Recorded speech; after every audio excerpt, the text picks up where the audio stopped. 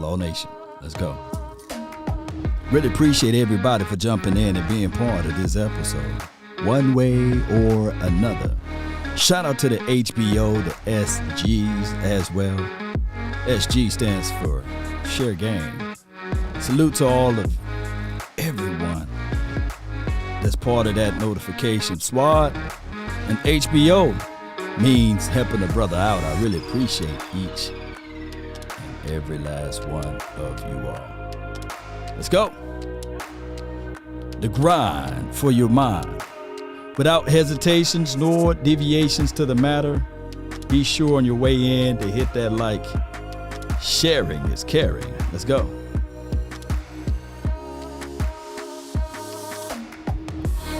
They say, ain't no party like a cowboy party. Yeah. Let's go. The grind for your mind, baby. Shout out to Lady Jackie. I see you. Shout out to you. Thank you so much for hitting that icon there of sharing is caring. I really appreciate you. Let's go. As the room fill up, like I said, be sure to slap that like bell. Join the notification squad. Subscribe. Let's go. They say, ain't no party like a cowboy party. Yeah. Let's grind for your mind. Turn me up just a little bit. Yeah. Oh. What's up, everybody? What's good? The name, once again, is Law Nation. And we talk Cowboys football and beyond. We lay the rule down as it relates to the Dallas Cowboys. I get it. I absolutely get it. A lot of people on the fence. And there's nothing wrong with being on the fence, by the way. You know, it's a lot of times people look at this and say, well, it's the offseason. You want hands off on it. You want something tangible. You want something physically that you can touch. And right now we're going through the intangible phase. Right? Ain't this right, Gary? Appreciate you. From Georgia. Shout out to you. Swain, appreciate you for jumping in. And let me see who the first dog that was in here, man. Let me see who the first one. Jay Lombardi, first dog up in here, man. You know, I love it when I see dogs up in here, man. Let's go. What's good with you, man? And fresh out of work. And shout out to It's KZ. That's on the Twitch. So we live on multiple platforms, by the way.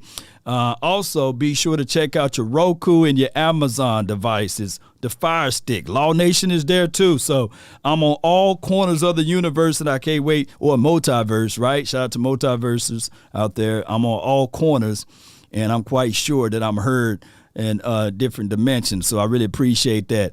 Wanye Thomas starting free safety. Ooh, what you know about Wanye? What you know about Wanye, Mr. Thang? What you know about Wanye?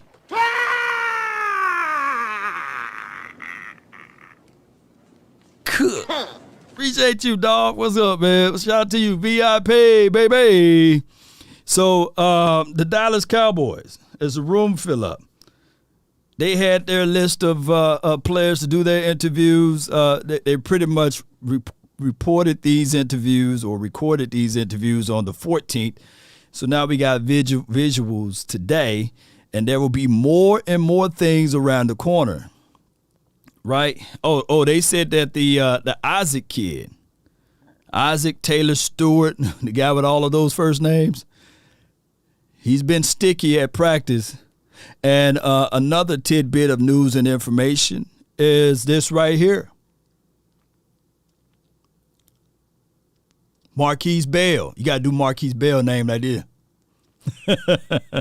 Marquise Bell, he's different, right? He's a guy that can play it free. You can put him down inside the box. He can be your strong safety. Or, excuse me, he can play big nickel, or he can just be the nickel formation.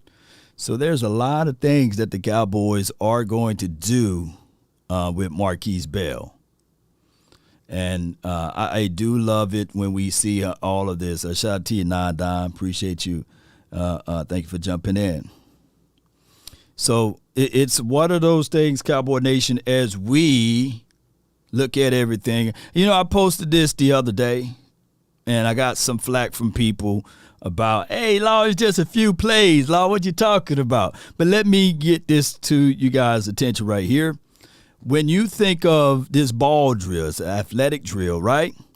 What is he doing? Pay attention to his hands. He keeping his hands where? Inside, right? Oh, excuse me. Look at the cylinder. As a offensive lineman, you want to stay within the cylinder. And you want to you never want to be flat-footed. You lose leverage. And this is what this drill is doing. And then on top of that, it's a wonderful drill for him because he's going to keep his elbows slightly bent, not too high. And that is exactly what you want him to do out of that drill. It's not a lot. And speed ladder drill, don't mess up my ladder, right? That's smooth. That's quickness. That is all what I'm looking out of Jalen Tolbert to do. Can he fit in athletically, right? Can he be that guy that help us out when it's down for third down, right? When you need that wide receiver to come into the fights of things, right? Can he be that guy? So let's not look at these moments with these guys out there, even at practice. There's valuable ingredients in there. So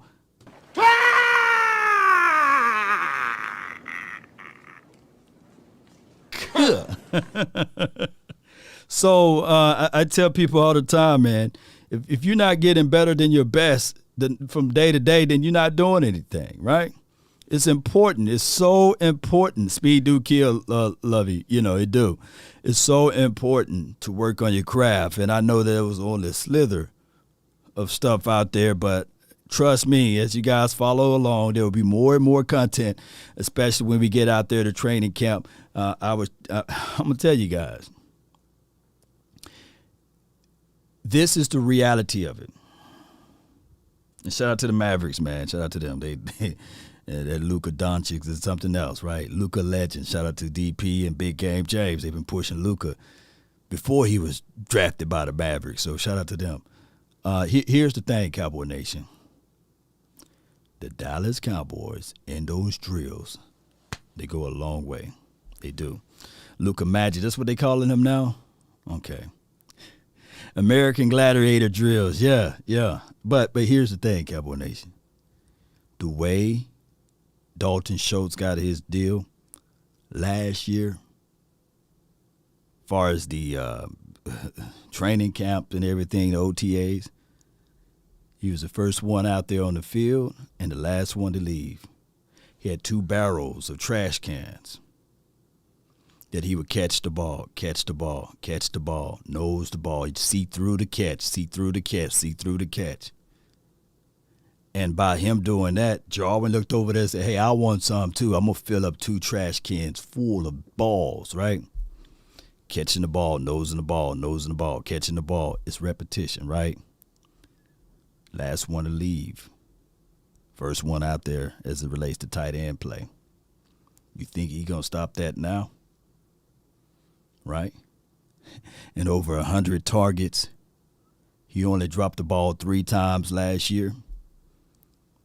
We can say that Dalton Schultz is not elite. We can say, some people can say, hey, he's just a good tight end, right? That dude finna have generational money. $11 million. Why? His consistency.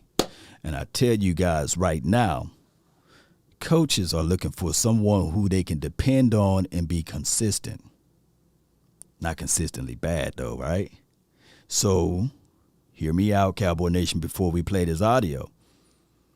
I'm looking for someone to be consistent.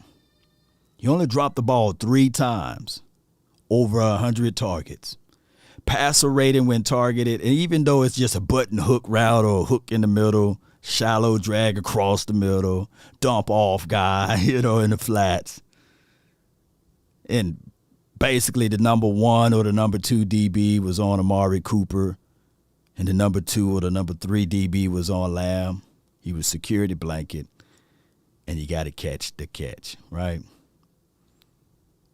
So why are you saying this now? Well, Jake Ferguson, he need to be taking notes, and he need to be looking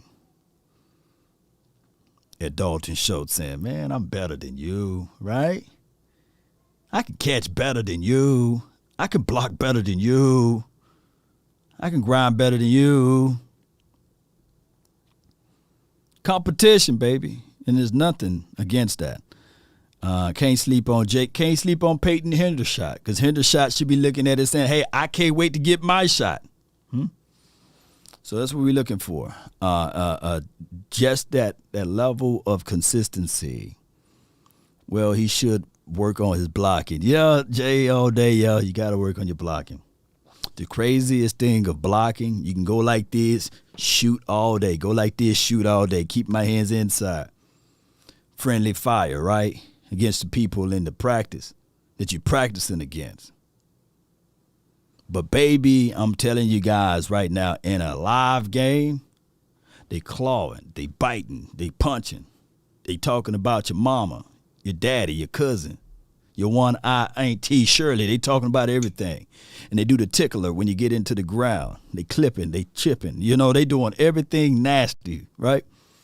So the real way to work on blocking is in a real live game when there's no holds bar. Todd Cook says Ferguson will be wearing number 48. Yeah, you are right. You're right. Yep. Let's see. Yep, I got it right here. Jake Ferguson, number 48. Matt Walesko. Yep. Let's talk about John Ridgeway, who be wearing big 95, right? And blocking his mindset too. You got to learn that footwork. Yeah, Jetson, you got to. You can't play around with the feet. Keep them moving, right? You got to keep those feet moving. Body in motion stays in motion. The moment you plant. Now sometimes as an offensive lineman, you can plant and anchor in, right? But, baby, you better make sure you don't have a narrow base. And we're going to have to do some film sessions on that. Law, what do you mean about narrow base? Well, back to this study right here. Thank you for tuning in to the Law Nation film session. As we take a deeper look at Tyler Smith, his base is not narrow. See how that ball naturally widen his base, swat down on it? Leverage. If he squeezes his knees inside, he's going to tip over. He's going to tip over like a cheap suit coat hanger. You know, he's going to tilt over. So he got to keep his base widened. And look at those hips moving. Swat down at the end of his attack and still keep your center frame. Think of a cylinder. Yes, it is. It's Mr. Nasty time. Yes, indeed. So you can't have a narrow base. And you got to stay parallel like that. The moment the opposition turns their shoulders, that leaves alleyways. By him playing guard, which gap responsibilities he will have? Do y'all know the answer? Keep your feet moving too, yeah. Quiz. Which gaps are he responsible for? He got a gap on his right side and a gap on his left side. I'm gonna see if anybody know the answer. It's letters of the alphabet. Let me see if anybody knows some football today before I hit the John Ridgeway tape. A and B gap. Congratulations. You're responsible for it. All right, so why I wanted his shoulders not to be turned? Can somebody answer that question? You know, if his shoulders turn, what they gonna leave? That's what they're gonna leave. If I'm a defender and I can get him to turn his shoulders, what I got access to? Those same gaps that you're trying to protect. A lane, yeah. And what I'm trying to do on the opposite side, I'm trying to knife in there. I'm trying to get skinny. And squeezes in there. So if I can get him off of his balance, and that's what that ball is doing right there. We talking some football now. If I can get him off kilter, if I can get him to stumble, if I can get him to miss on his hits. So that's why it's so important to keep those elbows. Look, I can do the whole 3 hours just talking about this. Let's talk about it again. If I can get his elbows not to be inside, if I can get him to reach, y'all hear me say all the time, Ooh, if I get him to reach, I'm going to do what? Teach. Huh? I want to keep those elbows down inside. I want to keep my hands not too high and nor too low, but that's the only way he can balance this ball. Right? So I want to keep my arms inside. The power to the core is closer. When I do like this, I lose a lot of power. I lose a lot of strength. But when I'm like this, I'm more coiled. I'm more impact. And my jab, my punches is there. I can use all of this. I can't use all of that when I'm like this. Keep them low, keep them inside. Ridgeway. What's that dude on Street Fighter? He go like this. Ha! Ha! Dude, all he had on was a towel. Yeah. Keep that base. Don't keep a narrow base. Can't have it too narrow inside. Yeah. E-Honda, yeah. Yeah. So, ladies and gentlemen, low and tight. Ooh, sky high, baby. Low and tight, baby. He got to pivot. He got to pivot, but he got to understand his lower base. Now, what was Connor's problem? Connor Williams' problem, and this is old news, Cowboy Nation. This is yesterday's news, right? But we're going to talk about it. Connor's problem was he had short arms, right? And he wasn't strong at the base. He was quick. I believe he will probably be the fastest guy on his line if he was still on his team. He got quick feet. But those big boys are like what I'm finna talk about now. They knew, like, we can't get Connor. If you go back and look at all of his sacks, we can't get Connor in the first. No. We can't get him in the first quarter. No. We can't get him in the second majority of the time. But that third and that fourth quarter is like guaranteed jokers. I know I can bull rush them. I'm setting them up. And I'm going to wobble those knees. Huh? I'm going to wobble those legs at lower base with power. And that's when they picked them up and put them in the quarterback's lap majority of the time. So hopefully we overcame or will overcome that with lack of power in the base. And, just to be fair, Tyler Smith still got a lot of warts. He's not going to be able to walk on water. Right? Let's listen to this. What are you going to work on most between now Jeff Heath, baby. Training camp in July? What's your focus going to be? Definitely learning the playbook and getting with the vets, learning all the terminology and making sure I mesh well and I can communicate on the same level as them. What's been the biggest adjustment for you so far? I would say definitely the speed. The NFL, it's go, go, go, go. Yep. In college, you can take a couple plays off. You can, catch your breath, but you're going against all pros every day, so you can't take any reps off at all. Who's been some of the toughest guys? You know why you say that? It is go, go, go, go, go, go. I believe in college. Let me know if I'm wrong. Cowboy Nation. They stop the clock every first down, do they? Do they stop the clock every first down? Let me know in the chat. So teams are less, hey, let's go, go, go, go, go, go, go. They stop the clock. Look, when your body hit the ground, the play is over. The play is over with. The hashes are different. It's a different type of feel, but in the pros that he's going to now, it's speed, tempo, it's power out there, it's go, go, go, go, go. So it's completely, believe it or not, a whole different game.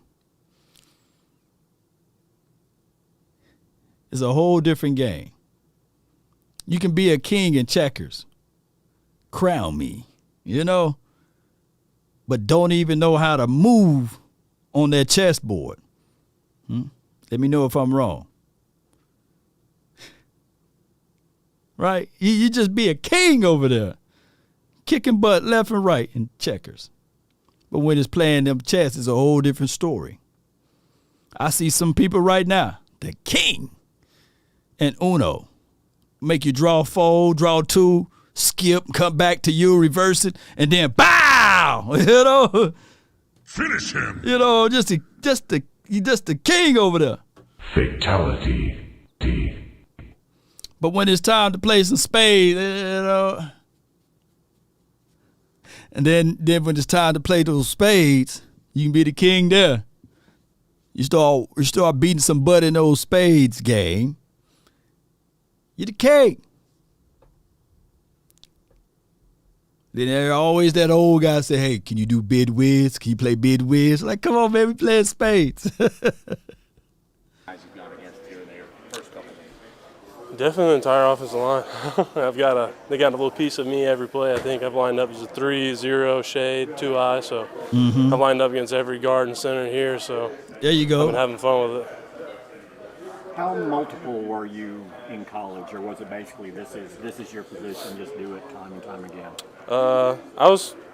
Depends on what front we were in. If we were in a 3 down or 4 down. If we're 4 down, I can play 3 tech, nose, a shade. Yeah. When we're in a 3 down, I'm just a head up, 2 gap guy. Good job. Doesn't matter to me. Whatever front they call, I'll get more comfortable in. They asked him, and I know you can barely hear the audio. Shout out to everybody that's watching. They asked him which position do he feel comfortable in, and he said it doesn't matter. And I do like the aspect that he said he can play some 3 tech. I do like that, especially that would introduce this right here. Some teams, they get the first down on 3rd down, or they get the first down on 2nd, and they do the hurry-up offense, and he's still stuck out there on the field. Then Quinn can send a message to the play sheet there to keep him more flex and push him back to the 3, right? Or keep him at the 1. So I love versatile DTs, right? So if that's the case in the scenario, I can't wait to see his get off. Can he get off the ball? Can he get off? And can he stay low? Those are some of my reservations. His pad levels, he's tend to keep him too high, right? And some of that 6'6" frame, it get pushed back, and I've seen that. But the hardest part to grade his tape was because of the fact they played a lot of 3 down linemen, and they lined him up at 0, that nose tackle role, and he was the biggest guy on their line. Right, so it's hard for me to give a fair assessment to him. So that's why I can't wait to see how he's gonna look when he's next to another dog, right? Or when he got Parsons saying, okay, all I need for you to turn his shoulders. See everything tie in. I just need for you to turn that opposition shoulders. And I'm going to knife in there. I'm going to squeeze. I'm going to get skinny. I'm a 4-3 guy. I'm going to squeeze in there. And if I'm blitzing Parsons through that A-gap, he can knife in there. And all I want, 2 to 3 tenths of a second. And baby, if this boy John Ridgeway can demand 2, I'm going to say it's over. That's what I want. It's a pretty young D-tackle room here. Just a lot of guys have been drafted in the last couple of years. Have you talked to Osa, Neville, or any of those guys much at this point? No, I haven't talked to any of the vets yet, but I'm sure Monday when we introduce each other and everything, we'll start to connect and communicate and become a unit. Making the jump to this level, do you feel it's more strength and more physical for you, or is it going to be about the technique and that's going to kind of... It's mostly technique and condition. Because, I mean, you got guys that are 30 years old playing, I guarantee they're not as strong as they were when they're 23. So it's mostly just techniques and condition. If you can condition and you can't lose your technique, then everything else will pan out for you. Nah, dog. You got to retract that one, John. Some people get stronger in their 30s. You know, they may get slower, but they're stronger. Sometimes as you get in that 30, like now when you're 40 and 45, yeah, you get a little weaker. But I get what he's saying. But shoot, some people get stronger over the course of the years. and he gonna realize, Big John, you gonna realize down the line that there's some people right now that got that strong man strength. Look, there's research saying that sometimes some people, depending on their DNA, their full male body don't hit until they 25. Yeah, Running Bear says old man strength. Yeah, and my guy that's in the chat, Thomas Garrett, appreciate you. He said facts because I know you be pumping that iron, throwing it left and right. I seen you, fam. Like you eat the weights. Yeah, so he gonna realize, like he like, man, I'm young right now. I'm the young whippersnapper, But some people testosterone don't drop until they like 35, 36, right? And I know the NFL got a ban on test boosters, right? But shoot, sometimes when you hit 30, you get stronger, for some reason. My peak was at 38. This is from my guy Jim Laws, and Jim Law will let everybody know. Wait, would you 6'4", 6'5", Jim Law? Yeah, Danny Glover strength. One crazy thing about Danny Glover, Zeke, is if you watch the first Lethal Weapon, he was saying, Riggs, I'm getting too old for this, I can't say the whole thing. But in the last Lethal Weapon, Riggs done caught up with Danny. They both the same age, Riggs. That was his line throughout the whole movie. Watch, somebody's going to go back and watch Lethal Weapon, and they're going to realize, man, Danny Glover line in the first 1 and 2 Lethal Weapons, all he said was, Riggs, I'm getting too old for this. You a weight yet that they want you to kind of? No, I'm about 320 right now, 318, so. 318. I'm sure I'll be. Optimum? Yeah, I'm sure it dropped today. It's pretty hot today. Where did you play at mostly? Arkansas, I was like 328, 325. 328, 325. I haven't talked to the strength and nutrition staff, but I'm sure they'll probably cut me down a couple of pounds and build me back up, That speed run. Yeah.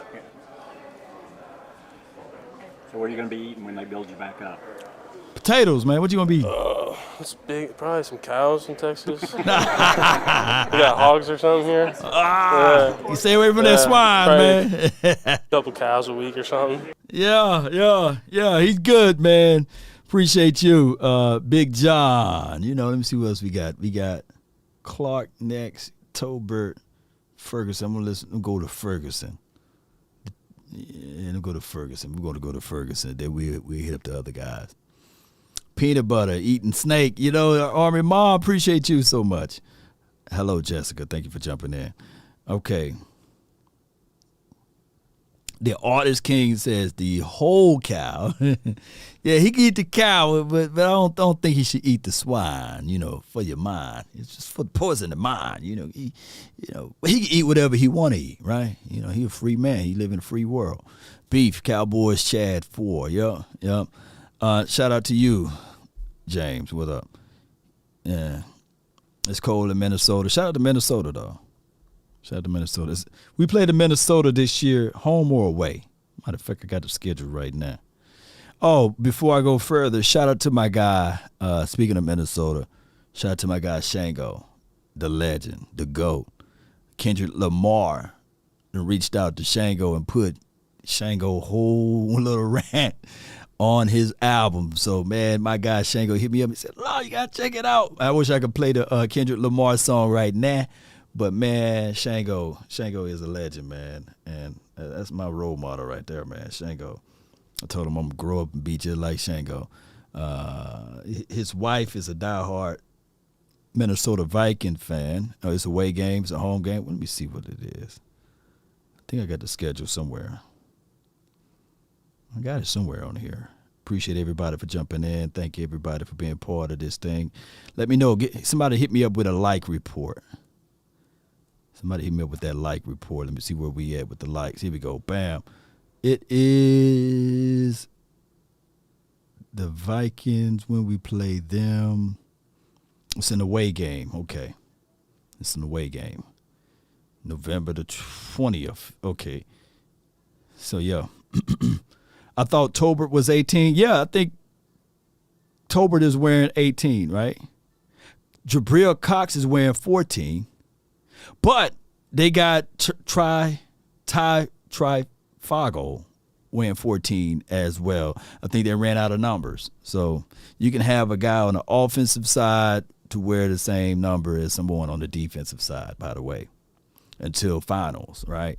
So Cox is still wearing 14, I believe. Yeah. Appreciate everybody for jumping in. All right. So, yeah, Stephen White, come on, man. Yeah, I ain't too proud to beg. It's free content. You got to hit the like, though. Come on. Shame. Shame. Shame. Mr. Morale, that's the name of the song, the Kendrick Lamar song. So shout out to my guy Shango, the legend. You know, no myth in it. He's just the legend, baby. All right, Law, I'm tired. This is my guy Jay Verse. Appreciate you for the donation to help elevate the nation. Law, I'm tired of playing the Vikes. We played them 4 years in a row now, right? It just hit me. 4 years in a row. God dog. So, did Justin Jefferson ever got off on us on one of those games? I know we played him 2 years, right, in a row for Justin Jefferson. Because I'm hearing a lot of people dogging my guy Trayvon Diggs. And don't let the Eagles poison your mind because they talking mighty. They banging on their chest. And we're going to talk about that down the line. But, man, come on. Yeah, 2019, 2020, 21, and 22. Yeah. Let's go. Talk a little bit of this opportunity. What's this last couple days been like, these last couple weeks? I mean, it's amazing being able to come in here and compete and also be a part of this program, be part of this tradition. It's something else being a Dallas Cowboy and knowing that I'm finally making those steps to become the next level athlete that I've always wanted to be. And it's just a dream come true, and it's just that much better that I got a star on my helmet and that I come through these facilities, compete against these guys, and it's amazing. Does the reality match the dream so far? I know it's just a couple days. Yeah, I mean, I'm still kind of getting used to it a little bit, but again, it's playing football. It's something that I love, so I'm always having fun out there. And when I get between the lines and compete with these guys, it's just like almost every other, but at the same time, it's high speed. It's learning a lot. I mean, these guys are athletes. These guys are the best of the best, and I mean, you got to work through everything. So got to climb for the it. opportunity that's there means to you personally, like on the roster. When you look at what they have here and what's potentially there for you, there's real opportunity it seems. Definitely, yeah. But I mean, it comes with work, and I got to work to get to those points and even be considered with the guys that have been through here. Dalton Schultz, and then I look up to those guys, Jason Witten, some of those just absolute ballers. And then Moose in 48. I mean, some guys were like, oh, he's in 48. I'm like, you guys don't know who wore 48. And so, I mean, just getting a little bit of the respect, learning a little bit about what's gone on here and at the position as well, and just trying to embrace it all and kind of work. You know, I do like seeing 48 out there. Last year, Jabril Cox had the number 48. And he wanted to get cute and wear 14. I feel him. You know, that's a new thing that the young guys do. But I was out here saying, first 48, right? So now he's going to wear, Jake Ferguson is going to wear number 48. It's like legacy numbers, man. You know, anytime you wear those numbers like 84, 22, the number 8, no one wore number 8 since the great 8 took it off, right? 12, no one is going to touch 12, right? It would be like even if the Cowboys, let's say in an alternate universe, even if they went and got Tom Brady, right? In an alternate universe, it would be kind of hard for them to say, you know what? We give you 11, you know, that's close to 12, right? We give you 2, you can wear number 2, right? Somebody right now said, nah, Law, he can wear 12, right? But it is what it is. Some of those numbers can be too high of an expectation, like 88 or what have you. And we had 2 pairs of Bryants to wear 88, right? They represented. One Bryant took the jersey off and threw it in the coach's face. And he was shipped off, and then he blew up in Tampa Bay. So, yeah, it was crazy. Landon Moore says 8 ball, right? Yes, sir. Hybrid tight end / fullback Moose. Now, I don't put those graces on Jake Ferguson. I don't see him as a hybrid type, but it can be a situation. Iceberg Q says can't give up 12, right? Let him wear 22. It's from JB. Nah, they ain't going to do that. One of Dion's main objectives was to get a DB paid like they played. And this is the Artist King. Yeah, we're going to talk about that DB that got paid. Is it Zaire Alexander got paid some big money, big coins. Cox might go back to number 19 like he was at LSU.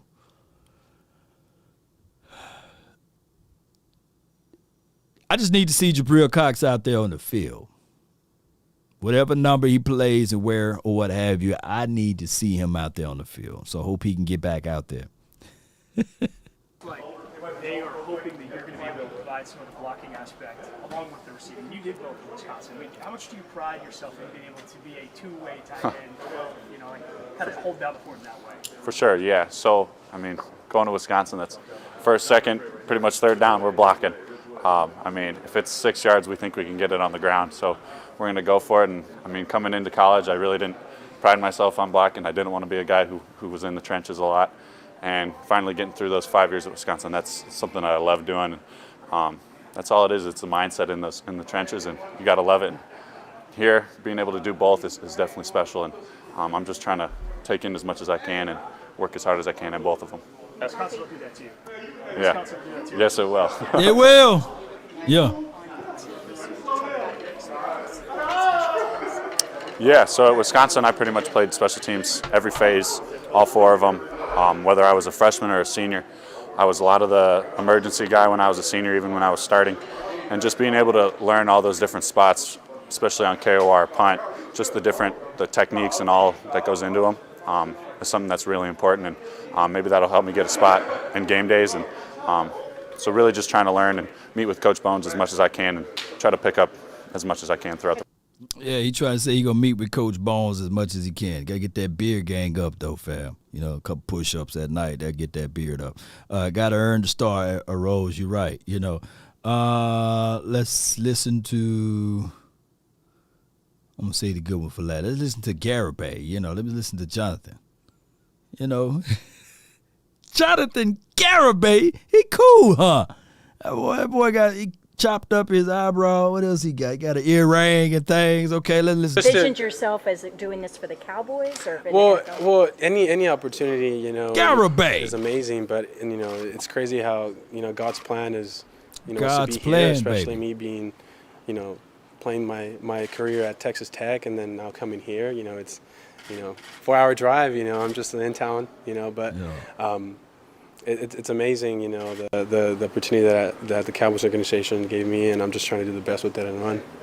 Yeah. I mean, the entire draft process, how much are you looking at what teams need kickers? And obviously, being a guy at Texas Tech, are you thinking, man, I got a chance to go to the Dallas Cowboys?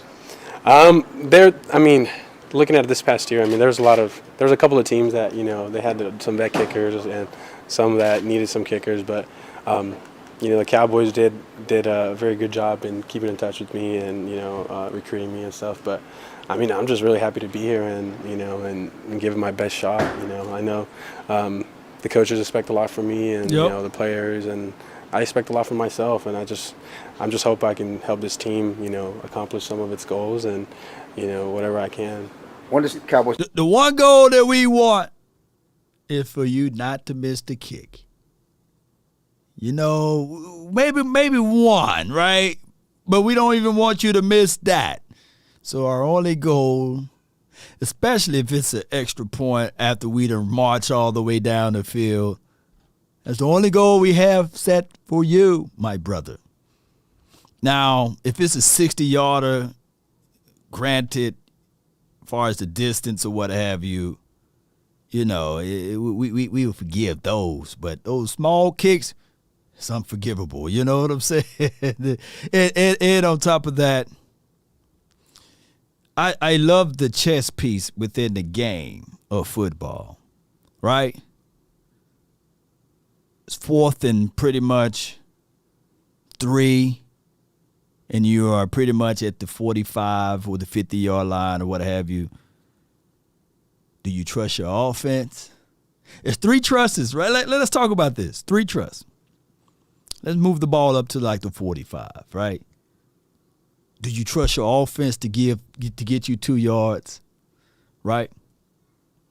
Or do you trust your defense? Listen, do you trust your defense? If your offense can't give you the 3 yards, right? That they can stop the opposing team. The third choice, do you trust your kicker to give you 3 points regardless? And when you have a kicker that can hit that 45 to 50-yarder easily, right? There's no doubt, right? You take the points. So it's 3 trusts out there, right?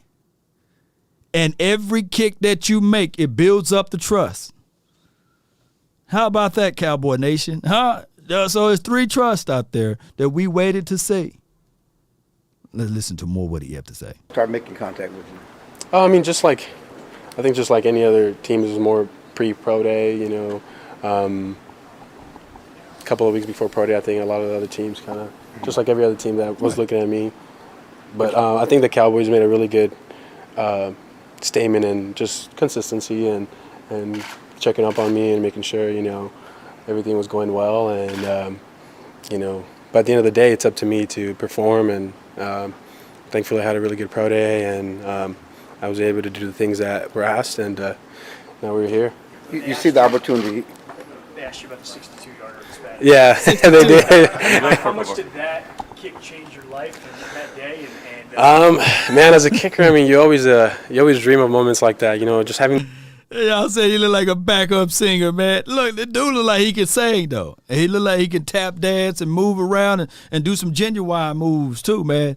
He look like he an R&B singer, man. He do. Yeah, 98 degrees backup singer. Yeah, cool guy. Come on, right here. The opportunity to do it, and you know, I live by a saying that says I'd rather be ready for an opportunity and not have it than have an opportunity and not be ready for it. So what? I think, that's my boy right there, boy. Oh, Jonathan Garibay, baby. Oh, my God. He my favorite player now on the team. It's better to be prepared for an opportunity and not have one than to have the opportunity and not be prepared. Yeah, baby. So that means that he is working on his craft when no one is looking. I love the mindset of this kid. Oh, my gosh. Let's rewind. I should have listened to this earlier. Let's listen to Jonathan Garibay say that's one of my favorite quotes, guys. Write this part down. No matter what you do in life, it's better to be prepared for an opportunity and not have one than to have the opportunity and not be prepared. Let's listen to him again. Ooh. You know, I live by a saying that says I'd rather be ready for an opportunity and not have it than have an opportunity and not be ready for it. So I think, you know, when it came down to it, you know, I was excited for that opportunity to kick that field goal, but at the same time, it's just like, you know, 3 seconds left, you know, to qualify for a bowl game. And I'm just glad I was able to help my team because, I mean, everybody was working so hard to get that bowl game. And I'm just happy it really brought the community together, especially how Texas Tech is involved with its community. You know, athletics is really involved in the community, and I really, really like that. And I just think it just brought, you know, a little sigh of relief, you know, for our team and the community since – looking back in the season, you know, our head coach was let go midway the season, so that was a little jab that we kind of had to overcome, and I think we did a really good job. I think our captains and our leadership committee did a really good job in keeping that team together. What do you remember most about after the field goal? After the field goal, I think just snapping my helmet up and taking off. I remember this. I ran straight to the student section because I don't know if you guys watched the game, but earlier during the game, the refs had to move a section away because, you know, it was a crazy game. So you know, the fans get really into it, and the refs stop the whole game and make the whole section move. And I was like, you know what, I'm going to run straight to the student section. Yeah. Because realistically speaking, the fans make this game so fun. And especially college football, I mean, your fans are very, very important. You know, the juice and the crowd. This is what I'm going to do when I see Jonathan Garibay, man. I'm going to be, yeah, Jonathan Garibay, baby. Yeah, that's my dog. Oh, my goodness, man. Let's go. And all that. And now in the NFL, I mean, I'm just looking forward to it and just, you know, looking forward to stepping on the field and just seeing the stadium packed and just the noise. And I think that's just an awesome feeling as a player. What does it say about the expectation the Cowboys have of you? You know, there's a hole at kicker. They don't have a kicker. Yeah. You know, and they prioritize, you know, bringing you here to be that guy. Yes, sir. So repeat that again. What does that say about the Cowboys and it's the expectation of you? Well, I mean, that they expect a lot from me, you know, but at the end of the day, I expect a lot from myself. I think as a kicker, there's a lot of it's a lot of mental. It's mainly mental. I mean, there's a lot of great guys out there that have the strength, that are really good kickers, that you know, have the power and the accuracy. It's just sometimes it's just a mental thing. You know, it's 99% mental, and the other 1% is probably mental too. So I think there's a high expectation, and I'm just gonna try to, like I've always done, focus on myself. I'm not gonna focus on the competition. I'm just taking one kick at a time, because at the end of the day, that's the mentality you got to have, one for one all the time. Miss one, short-term memory, go to the next one. And because I think that's what really separates, you know, good kickers from great kickers. And you know, my plan is always not to be another kicker in the NFL. I really want to be great, and I'm not just saying that just because I think, you know, you got to do whatever it takes. And but I'm just really happy to be here. You know, I'm really grateful for this opportunity, and you know, and if it's in God's path to stay here and build a career here, I'd be happy to have that star on my helmet. All right, so he said he'd be happy to have that star on his helmet. Oh, this is the next guy we could talk about. Oh my gosh, man. Feeling excited about Jonathan Garibay until he missed that kick, right? So he, you know, some teachers say everybody have no points on the board. I'm the teacher that give everyone 100, right? But the moment you miss, I'm gonna be flipping on you, dog. I can't stand these kickers, man. But he better make the kick. And no, I'm not gonna slap him. I'm not gonna slap him. Shout out to you, Big Reese, man. Appreciate you. Tolbert have swag as well. Let's listen to Tony Tolbert. Jalen Tolbert. I said Tony Tolbert. Did it slip? Y'all didn't hear me say Tony, right? You know, all these rookies speak well, but they believe in themselves. I believe. Shout out to you, Lamar. I ain't gonna shank you with the butter knife, but they do believe in themselves, and that's part of the battle too. You got to believe in yourself. And when we look up this guy, Jalen Tolbert, not Tony. I don't know if they related. I hope somebody asks him that in this interview right quick. We will see whether or not, you know, this guy got what it takes to play in the National Football League. All right, so listen to this dude right here. Honestly, I'm just taking it a day at a time. You know, I got to prove them right, basically. So I'm going to keep working and to do everything I can to prove them right that I am an NFL-ready receiver. And, you know, Thanks for the donation, by the way. Thanks for the donation, Lamar. Appreciate you. Let's go. Can come and have immediate impact. So, you know, I don't really pay much attention to it. I just put my head down and work. So you do see the opportunity to have immediate impact? Yes, sir.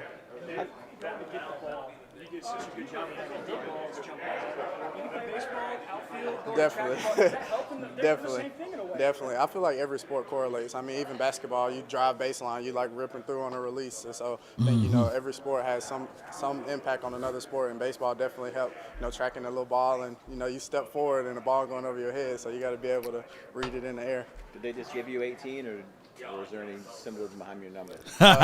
They just gave me 18. You know, of course, 8 is Troy Aikman's, you know, hell of a player, and so, you know, I'm not going to be able to wear that and not going to ask to wear that. So You good answer. You know they say, good answer, you know. Oh, my gosh, man. He didn't even ask for it, right? Who knows if he asked for it, maybe they did the Jalen Smith version of him. Jalen Smith had the audacity. He said, hey, look, I always wore number 9. I wore number 9 in Pee Wee and in high school, and I wore number 9 in college. Can I get number 9 now? And I could tell that the Jones family was like, well, you have to sell all of your jerseys, right? You have to sell them all. Well, I got some money right here, Jerry. All right, we don't believe in retiring jerseys. Well, you can wear number 9. And then they try to make the justifications for it, right? But out of respect, he didn't even ask for the wear number 8, who is one of my favorite Cowboy players of all time, Troy Aikman. I get most of my leadership mindset through Troy Aikman. Him, number 88. Oh, my gosh, man, those two guys, man, I would be like this. You put Troy on one side and then 88 on the other and put me in the middle, and we can just do a podcast. We can talk all day. but I said, hey, I got my 8. I got my drink 8 right here, Playmaker tripping, man. He need to come out with some beverages or something, Nah, the Playmaker smart. He's smart not to come out with it. Whatever they gave me, I'm going to put it on and go to work with it. How did the ball tracking work go these past couple days? Definitely pretty good. I think that me and along with the other receivers, have been able to go out there and do pretty well with retaining the information, getting in the right formations, and then, just making plays what we're used to doing on the ball. Have they told you much about returning and just how the opportunities are trying to find someone to return punts? Yeah, Bones actually just talked to me and, told me that once CD gets back, we'll try to go back there and see if we can, see if that's a spot for me or whatever. And, of course, I did it a little bit at South Alabama, so, I'm used to it and I'm able to do it, so we'll see what happens. One more, last one, please. God, dog, you just got through speaking. After the draft, yeah, he called me the night I got drafted and, just congratulated me and told me to enjoy it with my family. And, I asked him to send me down a playbook, and he ended up shipping me a playbook so I could get on the plays ahead of time. No, it was it was cool because we had talked before the draft as well, and so he was like, man, it worked out because when we talked, he was like, man, hopefully, one day, we get a chance to work together, even if, we're not on the same team and we just end up in the same location and putting in work. And so it was awesome, to be able to get him as my quarterback, and we had talked pre-draft, and I'm excited to be able to get to work with him next week and start getting timing and everything down pat. That's good stuff from him. He's recalling the time that he got a chance to speak with Dak Prescott before the draft and the day of the draft. So that's good stuff right there, Cowboy Nation. There's a lot of weight on this kid's shoulder, meaning that he got to outperform James Washington. Simi Fehoko is sitting there like, hey, man, don't y'all forget about me, Simi is literally, I've seen people are literally like this with Simi. Y'all literally like this in the middle. Not this way, not that way.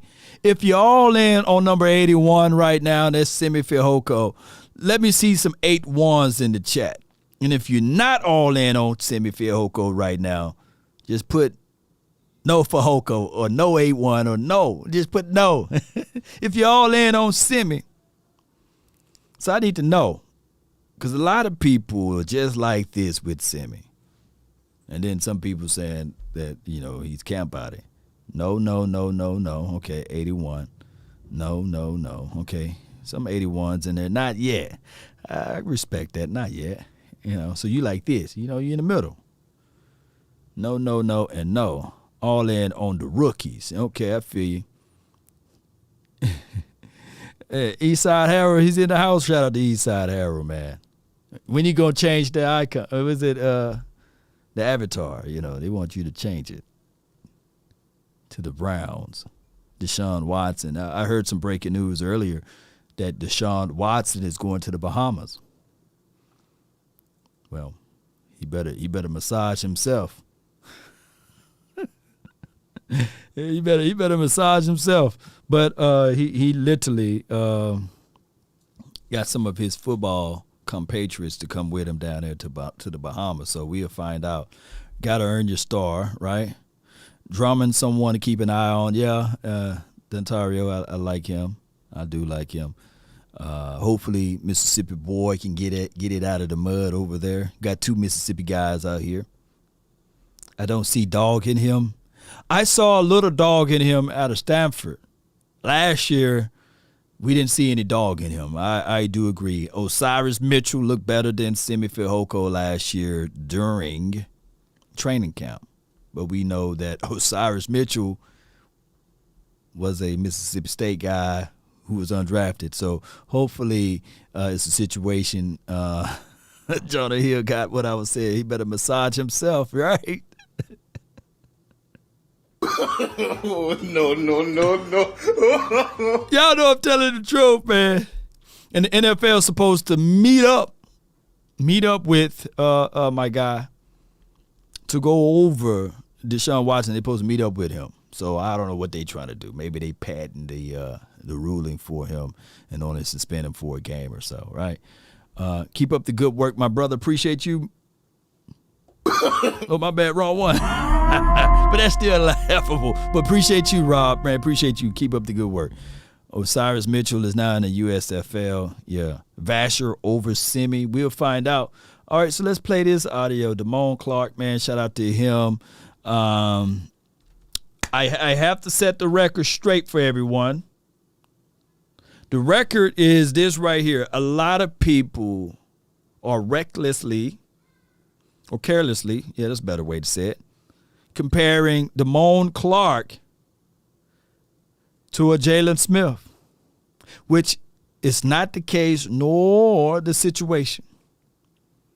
Right? Drop foot is a whole different situation. Drop foot is tend to be forever in your life. You got to walk. You never walk the same. Now, I do know that nerves, fusion, and all of this stuff, it's a herniated disc. They just probably throwing out those fancy words like everybody else do on the medical side of it. But these are 2 separate situations. First, let me give you guys the high praises to my guy, Jalen Smith. He was considered number 2, number 3 player out of that year's draft. I think it's 2016, right? People were arguing that he might have been drafted before Bosa, right? Before anybody on the defensive side. But he had got injured. That set him back. The Cowboys decide to use the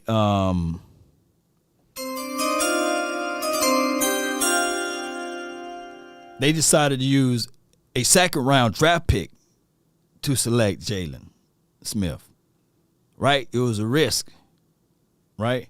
High risk, high reward type of situation.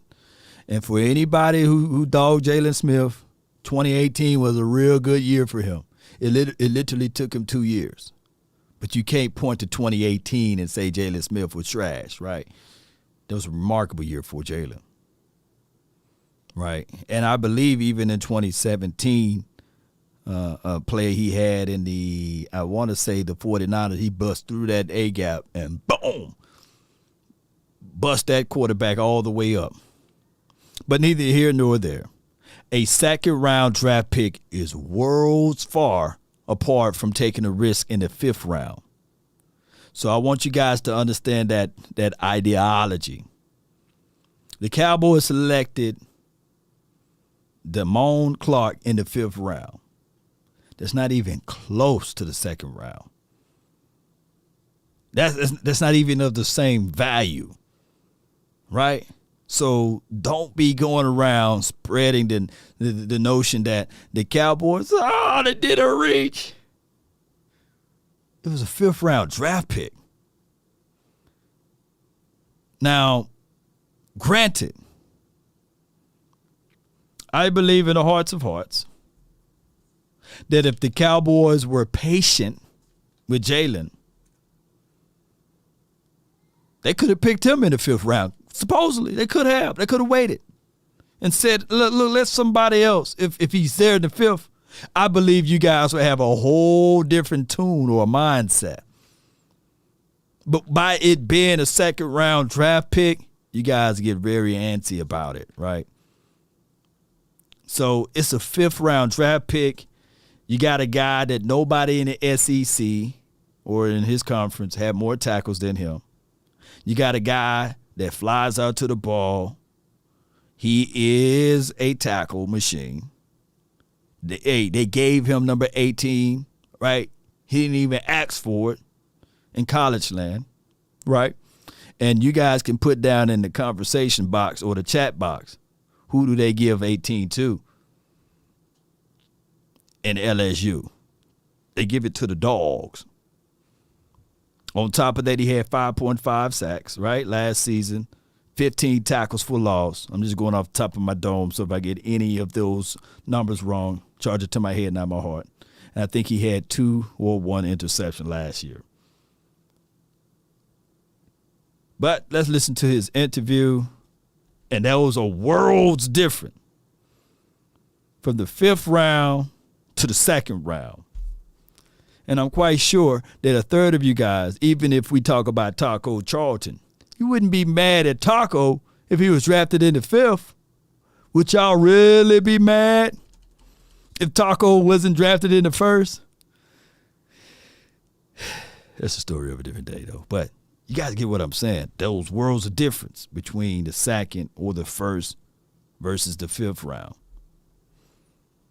I'm back out there, so I mean I might as well still get my memory reps because when I get back out there, it don't hit me so fast. It's all still muscle memory. How effective has it been? Like, do you feel like you're able to really be where you need to be from that standpoint? I mean, I honestly feel like if I can play a football game that we have to play right now, I honestly feel like I can go out there and play. I mean, that's just my mindset that I have. Good. I know you're going to get tired of these questions, probably already are, but kind of what sort of time frame or timetable do you have now as far as what you're doing, allowed to do right now, what's the next step going to be and when that starts? I mean, I just take the rehab thing one day at a time. You know, it's up to, you know, Dr. Watkins, who did my surgery, and his own the medical staff here.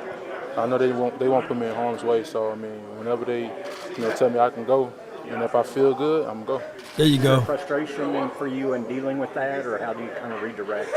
No, I mean, everything happened for a reason. Like, I mean, I'm not mad about it. I'm happy that they found it. You know, if they didn't find it, then that'd be a different question. But I'm just happy they found it, and Dallas still picked me up. I'm just happy to be here. So the way you look at this is really something that's going to allow you to have a career. The fact they caught it this early versus what it could have been. Yeah, I look at it like it's extended my career rather than shortened my career. Look at that, baby. 2 ways you can look at it. He looked at it like, hey, it's going to elevate my career, extend my career, not shorten my career. I could have easily went to a whole different team, right? The Cowboys staff and organization should have said, just like anybody else who checked them out, nah, it's just a bulging disc. It's okay. You just massage that out. Just don't send him down there where Deshaun Watson was going to. We can massage that out, right? And then he go play maybe a year, the phenomenal first year, phenomenal second year, what have you, and boom! Or he get one of those moments, and then that's the end of his career, right? But he did the right thing. He didn't try to hide it. He didn't say, nah, I'm gonna play on it. He did the right thing. He went and got a second opinion and got right back to it. So let's listen to more what they're going to say about this. Do you feel any discomfort before they caught it at all? Nah, I mean, I played the whole year. I mean, I ain't feel nothing. Crazy. I felt perfectly fine. Appreciate you, Hector.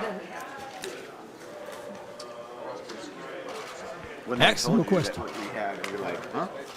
Yeah, the crazy thing at the combine, Dallas medical staff was the one that told me. So when they told me, I was shocked. I'm like, whoa, like, maybe I got the wrong person. But I mean, and I went out and got a second opinion. Dr. Watkins said the same thing. And That's good. That's good. Yeah. It's crazy that this is the team that drafted me. So I already feel comfortable here already, just being here. What did like your family and everyone? I mean, because again, that news just came out of nowhere. You had like no warning about it. I mean, how did everyone take it? Were you in shock for a while? Or? Nah, I have my family is like big on faith and big on Christ. So everything happened for a reason. That's the biggest thing. Like I didn't even when I found out, I was shocked, but I couldn't even cry. I couldn't even be mad about it because I know everything happened for a reason. And like I said, I'm happy that they did find it because it extended my career rather than shortening my career. Yeah! Let's go. So someone tell you in person? I mean, that sort of news, was it told to you in person? Did you get a call? So at the combine, my group leader called me and was like, hey, they need you to come back to the medical area. So, I mean, I went back thinking, I'm like, okay, I'm finna go and, they finna tell me, oh, you good to go. But, I mean, when they wound up telling it to me, I was like, okay, I took it. It was hard. I took it. And then I was like, all right, I mean, I still got to go out here and perform for the combine. That's just what I did. What's the condition? I'm sorry, what was the condition? Well, a herniated disc. It's just a herniated disc? It was a disc. Yeah, I had a fusion done. Okay, I know you had a fusion, but I didn't know what exactly. So you will be ready when? Do you have a timetable? Nah, man, I take it one day at a time. I'm not rushing it. I'm not even thinking too far down the line. My biggest thing being where your feet are. I mean, I'm here in this present moment and just getting better. And, I'll be back out there soon. Woo! Oh, wrong one, baby. But I love the way he answered that one. He's another one of those guys that I'm going to have to do like this, baby, when I see him. Yeah. Being where my feet at. Look, y'all ain't from the South. That's an old country saying. I'm being where my feet at, baby. One day at a time. I can't be down yonder. Oh, no, I'm just being where my feet at. Boy, let me... Woo! I bet you that joker right there could eat some red beans and rice, some pinto beans, some squash. I bet you he'd ate all of that growing up. Yeah. Where you at? Being where my feet at, man. I'm just staying upright, man. It's better to be seen than viewed right now, So, hey, that is a good mindset to have. Ain't that right, Jametta? Ain't that right? Deep down in the South. Where you at? Being where my feet at. Hey, one day, taking it one day at a time. Yes, sir. Yes, sir. Yeah. So what do you think you'd have been drafted if you didn't have this? Where would you have been drafted? I mean, only the higher up know that. Yeah. I don't really know. Yeah. For he done already written. It was already written for everything that is at my point or at the table that I'm sitting at right now. For it is already written. But for it's already written. You know what I'm saying? Woo! I'm just being where my feet at. I'm not here to say the what if game. Man, this kid right here, man. Did I say this morning he was one of my dark horses? Oh my gosh, man. All right. Let's go. Let's listen to this guy. Not too high, not too low. And when you listen, that's why God gave you 2 ears to listen. Woo! To listen to this kid. I mean, everything happened for a reason. I felt the perfect team.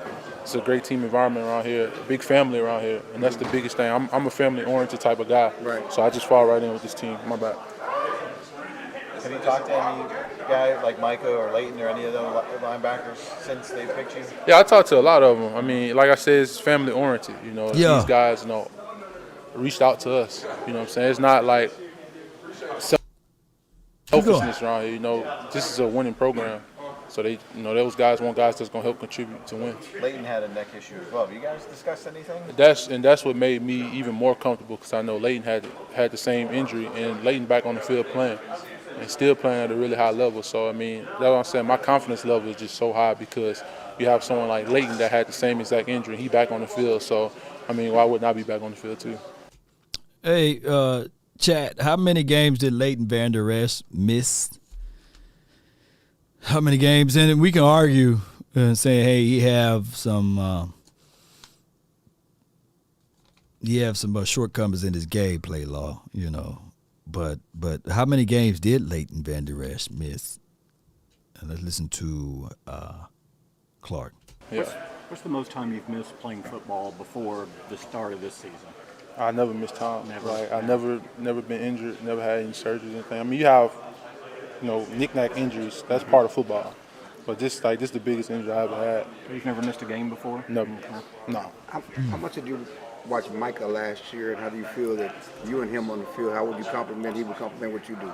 Man, he's an animal. Like, yeah. Mike is just all over the place. You turn the film on.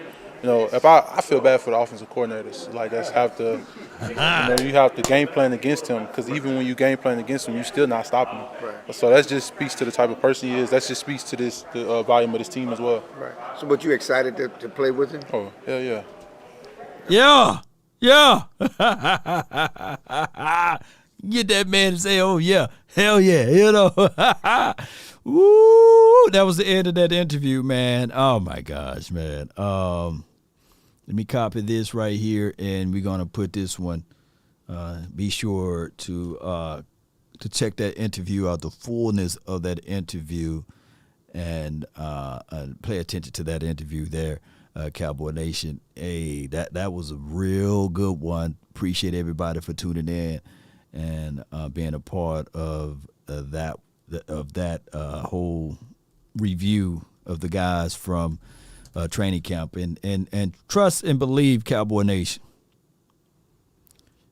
The veterans and the rookies today, they just did the talk. They did the talk to sit down and put down goals, visions, dreams, and they had the heart-to-heart conversation. Some of y'all will not be here when the season kick off, but we are a link of brothers right together, and we are battling to lift up that Lombardi Trophy.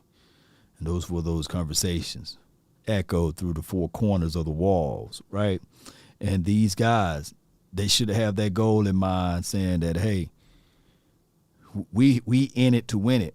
And we definitely will not let anyone come into this house again and relieve us being nervous. That should be the mindset. Parsons' birth, Sam, I feel you on that, famo.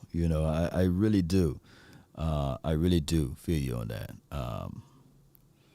But here we got right here Tyler Smith. They said that they really liked his pedigree today, or this the past few days, or what have you, and he will be a guy that everyone have to pay attention to.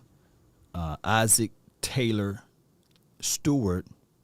He's wearing number 16, as you guys can see, or was that 36? It was one of those numbers there. So be sure to look out for him. They loved his film out there. Damone Clark, getting his mental reps down right here. You guys can see that. And I can't wait to see how this thing all play out.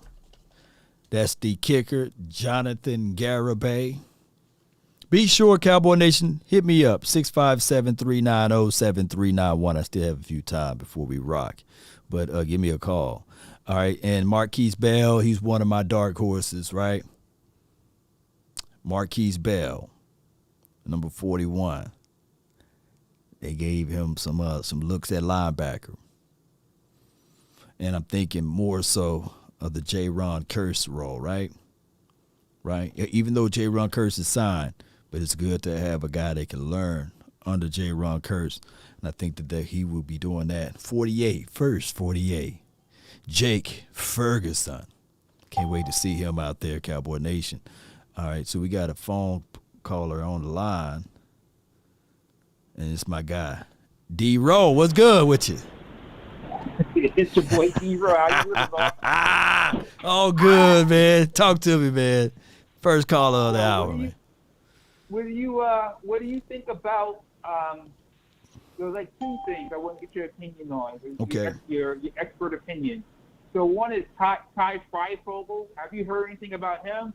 I was really excited because he was supposed to, like, if he would have came out a year early, he would have been like a first, second round pick, they say. So like that talent doesn't disappear. So there may be something there. Hopefully, he gets a good opportunity, and then if he's good, it may work out for everyone. And then do you think, like, how do you feel about the wide receiver corps in general? Because, like, that's the one thing. Like, I feel as though it's almost not fair to Dak, like, in all seriousness, because, like, we don't have Gallup. He still would have those expectations. And, like, like, without having Gallup for maybe 4 weeks, maybe 6 weeks, we really don't know. We just have Lamb and Schultz. Injuries happen. I feel like we don't have the depth that we need. So I'd be interested in getting your thoughts on what we should do with wide receiver corps. I really think that Ty is and don't shank me with the butter knife when I say this, everybody, but he reminds me of Odell Beckham without the hype. And I get it. Last year he didn't have like those gaudy numbers, but he did catch 3 touchdowns against the Ohio State, 2 against Michigan, and he's a guy that can play inside and outside. Got soft hands. He greets the ball, make those accurate, those crazy catches, pull it out of the sky. And, of course, he didn't run a fast 40 time, but there are some tapes out there that he ran a 4.40, 4.45, so it's a situation whereas bump all of that. Let's turn on the tape when he's out there on the field. I think that this wide receiving core is going to open up a lot of people's minds to saying, man, this last evaluation is crazy because the draft class was such a big class. And if he would have came out last year, I'm quite sure he would have been in the top 100s. It kind of reminds me of, I don't know if you remember, what's his name, Victor Cruz? Victor Cruz? He came out and, yeah. He came out the preseason, he showed out. Then, I don't know about playing style per se, but if he makes the opportunity, I think they may give him a shot to make the team. Yeah, he got a lot of politics he got to beat out, and he got a real mountain to climb, a real life mountain to climb. All right, that's it for me, bro. Appreciate you, man. Keep doing your thing in the chat, man. Appreciate you. That's a good call from him, man. And somebody said, he's shaking you, Law. You just like him because he's from Mississippi, man. Y'all got this. I'm going to have to go get me a butter knife. Y'all hit me up, man.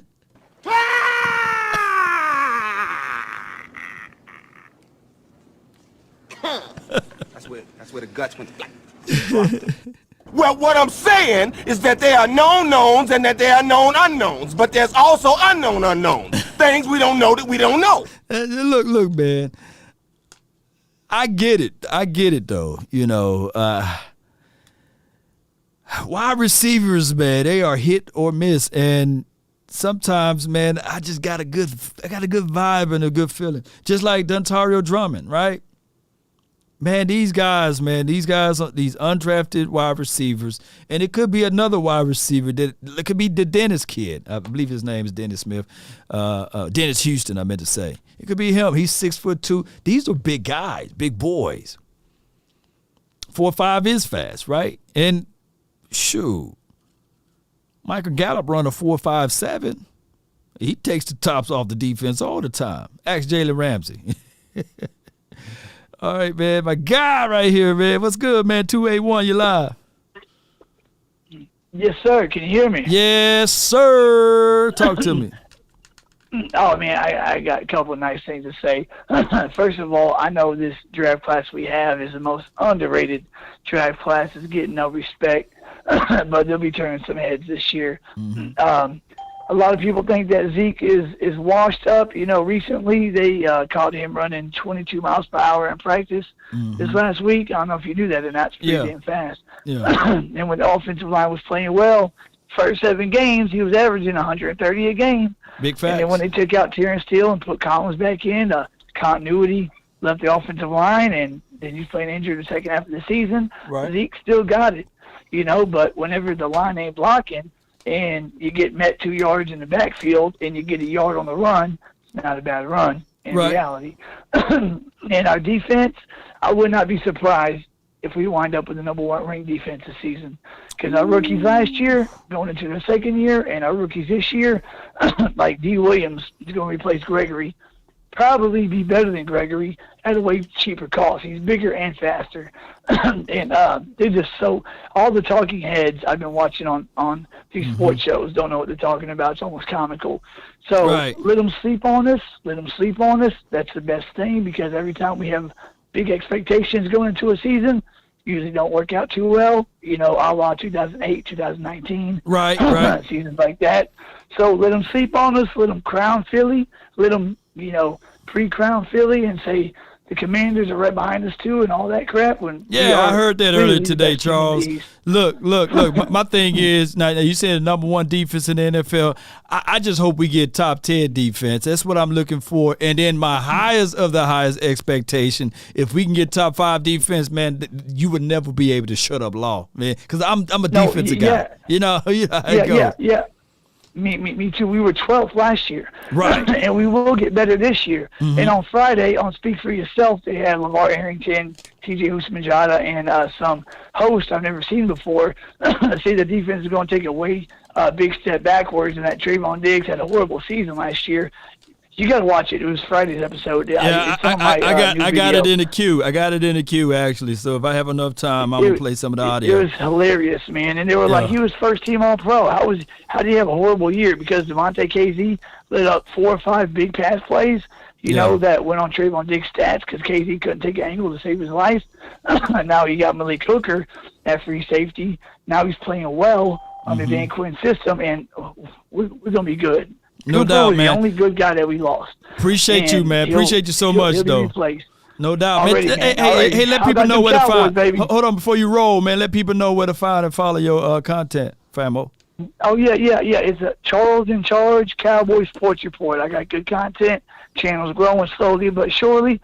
But, I'm pretty sure y'all like what I got to say and, my breakdown of things. So I appreciate it, Law. You have a good one, bro. You as well, man. Salute to him. Charles in Charge, man. Good points, man. Be sure to check him out. He got his Cowboys content, and be sure to take a real good look at what he got to say. The 214, you live. Law, what's happening, man? It's all good, man. I can't complain, man. Talk to me. Dog, the boy Big Game James, he wasn't having it again, man. What is it? Look, I talk to Big Game James tomorrow. What is he talking about now? No, I was talking about the last time y'all did the final word. Yeah, he wasn't having it again. He wasn't trying to hear it. I feel Big Game James though, man. I'm gonna have me a Kool-Aid pitcher ready for him, and you know what? He was. I got a video. I got a video that I did last year, and he was having the same mentality last year until we got out there to Oxnard. And when we got out to the Oxnard, I got a chance to get him to finally drink that Kool-Aid. So I can't wait. I can't wait to corner him again. And I'm going to try to get him to drink that good old Kool-Aid, man. So. Okay. But I feel. Let me know how I'm doing. Huh? No, go ahead. No, you good. Go ahead. You good. But let me know how I am on time, because I see you be banging on people on their time, man. Let me know how I'm doing. No. We free for. Go with your points, man. Okay. Go ahead. Oh, okay, cool. But I slick got a kind of good feeling about this draft class. Like I was sleeping on it at first. I feel like we really could have squeezed in the Kobe Dean. Like I really felt like we could have did that. I don't necessarily know how. I think we could have sacrificed one of those 4th round draft picks for N'Kobe. Yeah. I kind of think we probably could have got Tyler Smith in a second. I know how they felt about Sam. And just after like everybody's assessment on Sam, I think Sam could be special. Then with the 4.40, I'm like, man, Cuz might be all right, man. Now, who you said may be all right now? Sam. D. Williams. Sam D. Williams. Yeah. You got 4.4 speed. Look. Here's what I want. Here's what I want to say with Dean. I think Dean is a hell of an athlete, but at this point, there's water under the bridge. I get it. The Eagles got him. They're gonna try to rub it in as much as they can. But I encourage all Cowboy fans to do this one little thing.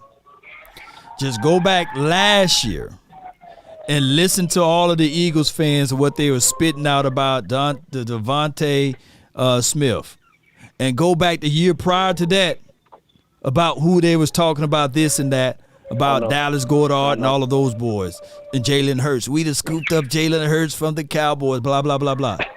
So all you got to do is just let their own words eat. You know what I'm saying? They're going to get eaten by their own words. That's all I can say. Yeah. But, before I get out here, do you mind if I plug some stuff? Because the last time I called in, my girl got mad at me because I didn't shout her out. Plug it, man. Plug it up, man. my bad, Law. You good. Shout out to my girl, Joy Tamara Humphrey. She's from Dallas. She's from Holly Hills, Oak Cliff. All the people that's from Dallas, I know where they sit. And I also do real estate. Okay. So hit me up. I'm a real estate investor. I do fix and flips, wholesale, all of it. You can hit me up on Facebook at Darius Flip Houses, Darius Flip Houses. Yeah, in Texas area, in the Dallas area. Yeah. If you stay in the Dallas area, if you have any type of property that you don't want, you're trying to get rid of. If it's an older house, I love those type of houses. Definitely hit me up. I could say my number. On here, just give me a call 214-517-7498, and we can definitely make something happen. Boy, you flipping them houses, man. Get in contact with we had Woodson on the show when we was doing the late night hype, and Woodson killing the real estate game, fam. Darren Woodson. Darren Woodson? Yeah, and you got your boy Prescott. He got a real estate firm. So I'm telling the people, man, there's a lot of money to be made in Dallas. And Forney, I heard you do real estate. Look, man. I don't, I just got multiple investment properties. That's all I'm gonna say. But what you guys are doing, man, is a very wealth generation thing. And I was telling somebody that I need to have like a workshop with like some analysis of real estate flipping and investments and everything. And we was having, I'm gonna let you go after this one though, but we was having a quick conversation about all of these shootings that happen throughout the world or what have you. And I said, that is a terrible thing that's happening. But one thing that people need to do, and I know it sounds crass right now, but people really need to get life insurance. You know what I'm saying?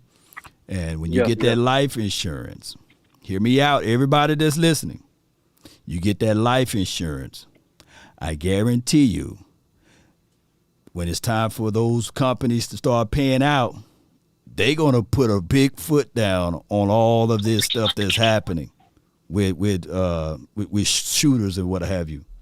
You know what I'm talking about, right? Yeah. Yeah, because they don't want to pay. So you start having life insurance. And the Illuminati, don't come after me. These are just facts. Wow. Because they're gonna have to hire their lawyers to represent. Because they don't want to pay out all of those premiums. That's all I had to say on it. I can't talk too much on it, but you get what I'm saying, right? Okay, yeah. I appreciate you, bro. All right, love. Y'all follow his real estate, and follow his advice, man. They would change every law, they'll change all the laws of the land. Shoo. That'd have been like, 14, 15 million premiums? Well, it would have been more than that. They just like, we tired of paying all of this. We got to put a stop to this. All right, so we got you see how I did that? I didn't even talk political talk to you guys. I kept it right on the edge. Coach Marv, you live. What's going on? How you doing, brother? Nothing to it, man. Talk to me. I got 3 points, man. 3 points. All right. And hopefully you can help me push these things. I think they're going to help a lot. Mm-hmm. All right. We've been really, on Kellen and McCarthy a lot, but we got to always come up with solutions. My first point: Kellen Moore, Mike McCarthy, please utilize the weapon of Tony Pollard in the passing game. Okay. Zeke and Pollard on the field at the same time in packages will be a deadly combination. And Pollard came into Dallas. He came into Dallas as a guy that could play slot, catch the football, open field runner because he returned the ball well. So if you can get him catches in open field, then he turns into his turn skill set. Right. This will be a great advantage to us and will help our receivers a lot because you would have to put coverage or low coverage up because you have to try to keep him in a box because if he catch the ball one-on-one with a linebacker, most times he's not going to tackle him in the open field. Yeah. Please, you Tony Pollard. We've been asking for that since Tony Pollard has gotten here, and we still hadn't got it yet. It could be a very big weapon to this offense and get Tony Pollard more touches. Man, my goodness, Coach Marv. We've been saying this for the longest, and they've been ignoring it year in and year out, and this is the skill set this guy came into. Let's do what the defense do. Use our guys at their skill set. Yeah, because that's exactly what the defense do. Use their guys to their skill set. But go ahead, your second. That's right. That's what the defense does. Yeah. Let's start doing that as an offense, utilizing their best skill set. Second thing, and it's a pet peeve of mine. Yeah. I want this Cowboy Nation, and I want all these Cowboy fans to understand the running game was not bad in the second half of the season because of the offensive line play. The running game was bad in the second half of the season because there was no creativity to the run game.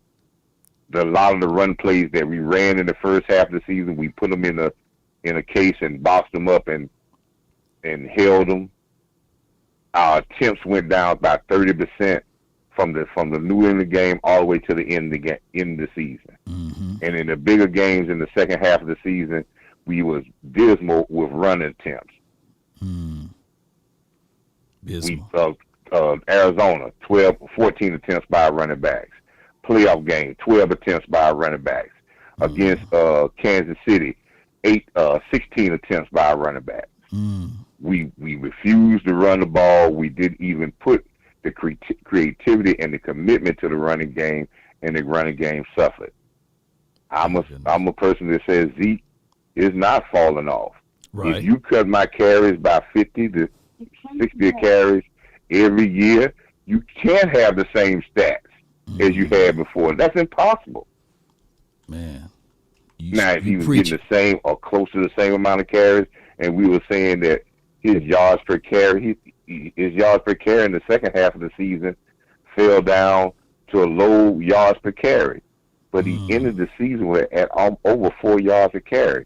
So that shows how well he was doing in the first half of the season when the running game was creative. And you talked about that, Law. Oh, yeah. Outside runs, creative runs. We went away from that. We left the commitment to the run, and now we put the emphasis and say, well, the offensive line not blocking. If you don't have the same amount of attempts or the same commitment, it is going to fall off. Look at the stats, don't lie. Our running attempts dropped down 30% from the second half of the season to the first half of the season. My gosh, So- man. Hey, So that's that. You spitting today, Coach. You spitting. And the last point, and I'm going to get to our favorite thing, Law defense. Yeah. I am so excited about this defense. I think this defense, as the caller said before, I'm not looking at top 10. This is a top 10 defense. This defense has the potential because of, again, as I said before, this is the second year of a good defense being together with a lot of young players last year, either first or second year or first time getting long time playing experience.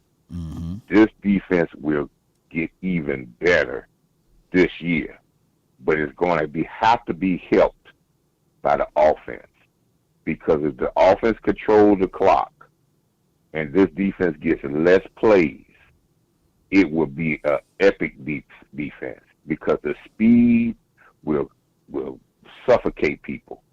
But if we get to the point where we allowing people to chop at the tree a whole lot, we still be a good defense, but not a dominating defense. The history of football says dominating defense plays less plays. Preach, man.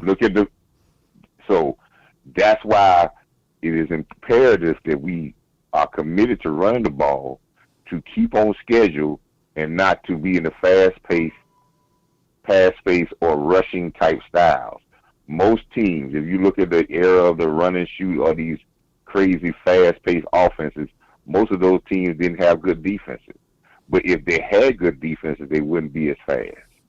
So I hope Kellen understands that he understands he can play towards his defense, but that's not being vanilla. No doubt, That's Coach. I appreciate you so much, Coach. Hey, man, you those spit the 3 truth. points, Law.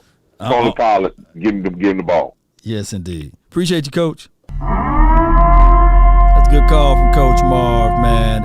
And I got to echo some of the things that he was talking about with Ezekiel Elliott.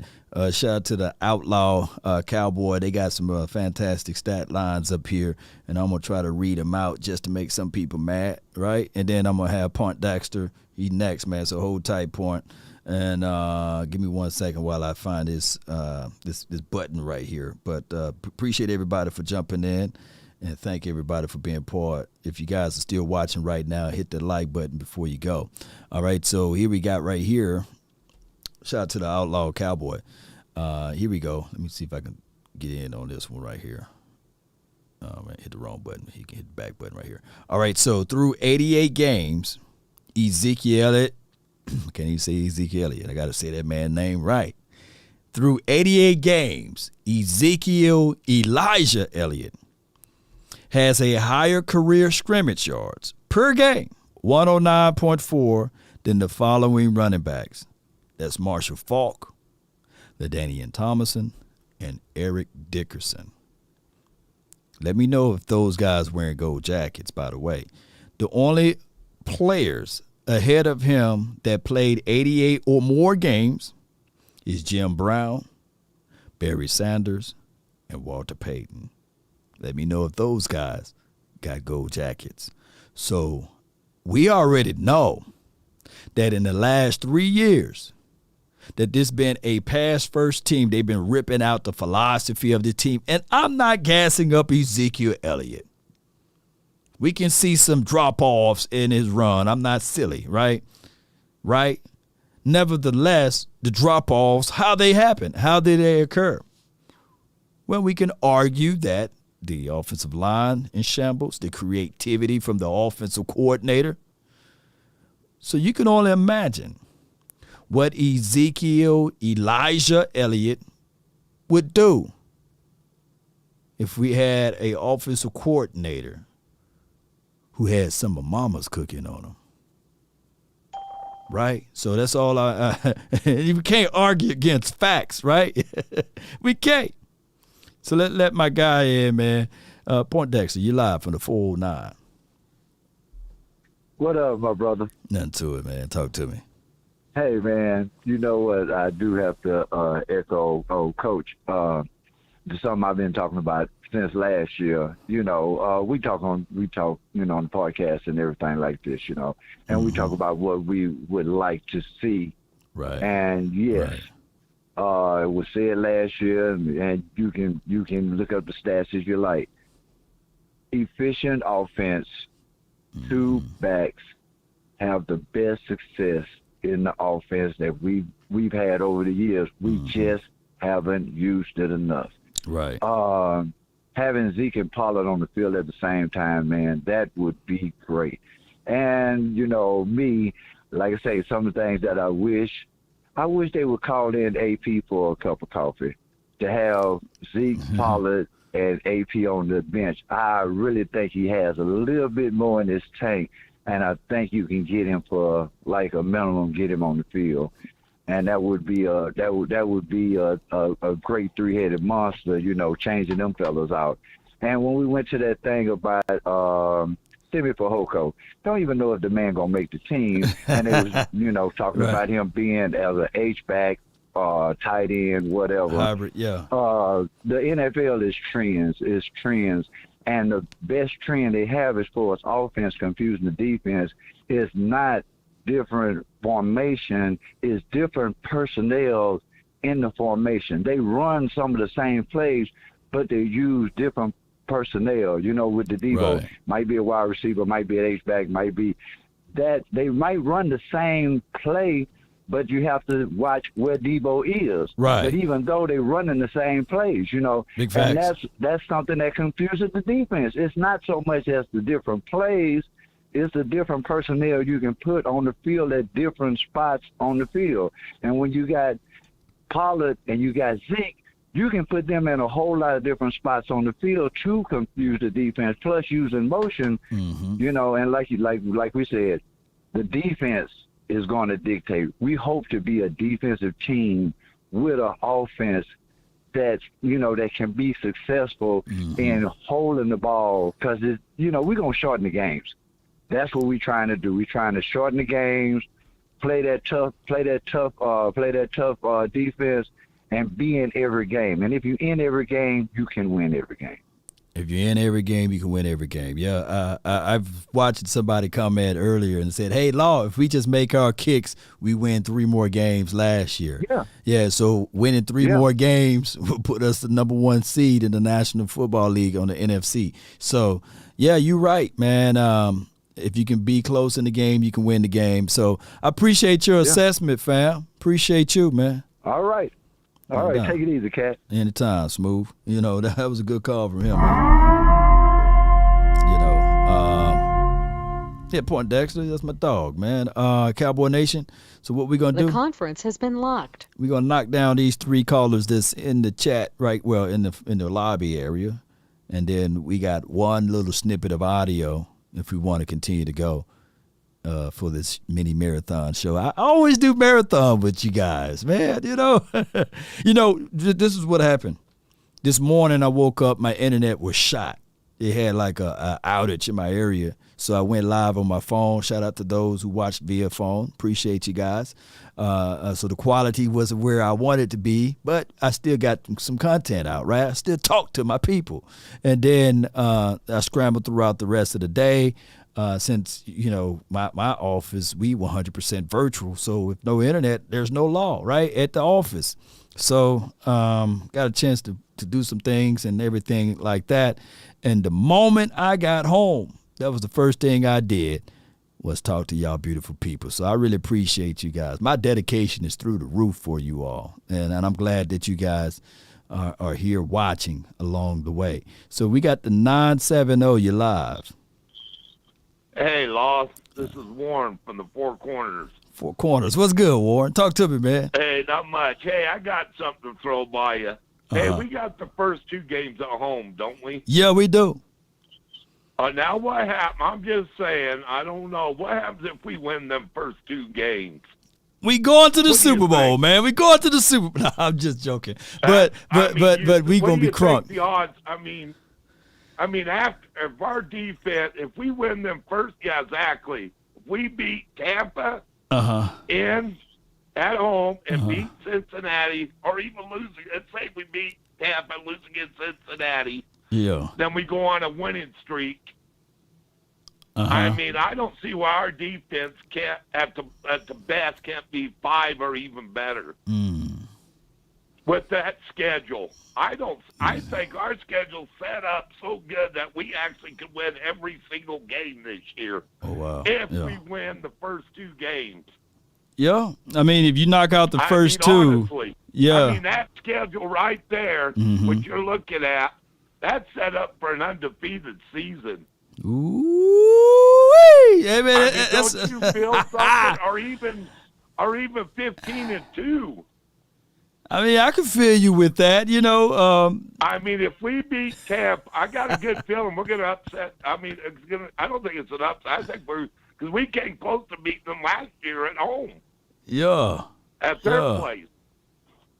And Yeah. supposedly our quarterback's in better shape this year. Everybody's in better. I really think that we're going to beat Tampa. And if we do, I don't know how much it's going to take out of us. We could end up getting beat by Cincinnati. Yeah. But then we could probably go on a big run. Look. I could see some runs. I could see some runs on the schedule. Just looking at everything. Me if personally, we win them first 2 games, that's going to be scary. I mean, it's gonna be crazy optimism, man. What's going to be saying then if we win them first 2 games? Oh my They're gosh, still going to say Cowboys still suck, or it's got to be drama. It's got to be drama. It's just. It's got to be drama in how we win too. So you know how it goes, man. So I think we're good. I just got a good feel. I don't know. Something about it tells me we're going to win them first 2 games. Yeah. And look out. And our defense with this schedule, if it's not a top 5, if it's anything above a 5, I say, we're no good then, probably. But we should be a top 5 defense with that type of schedule, with the people we have.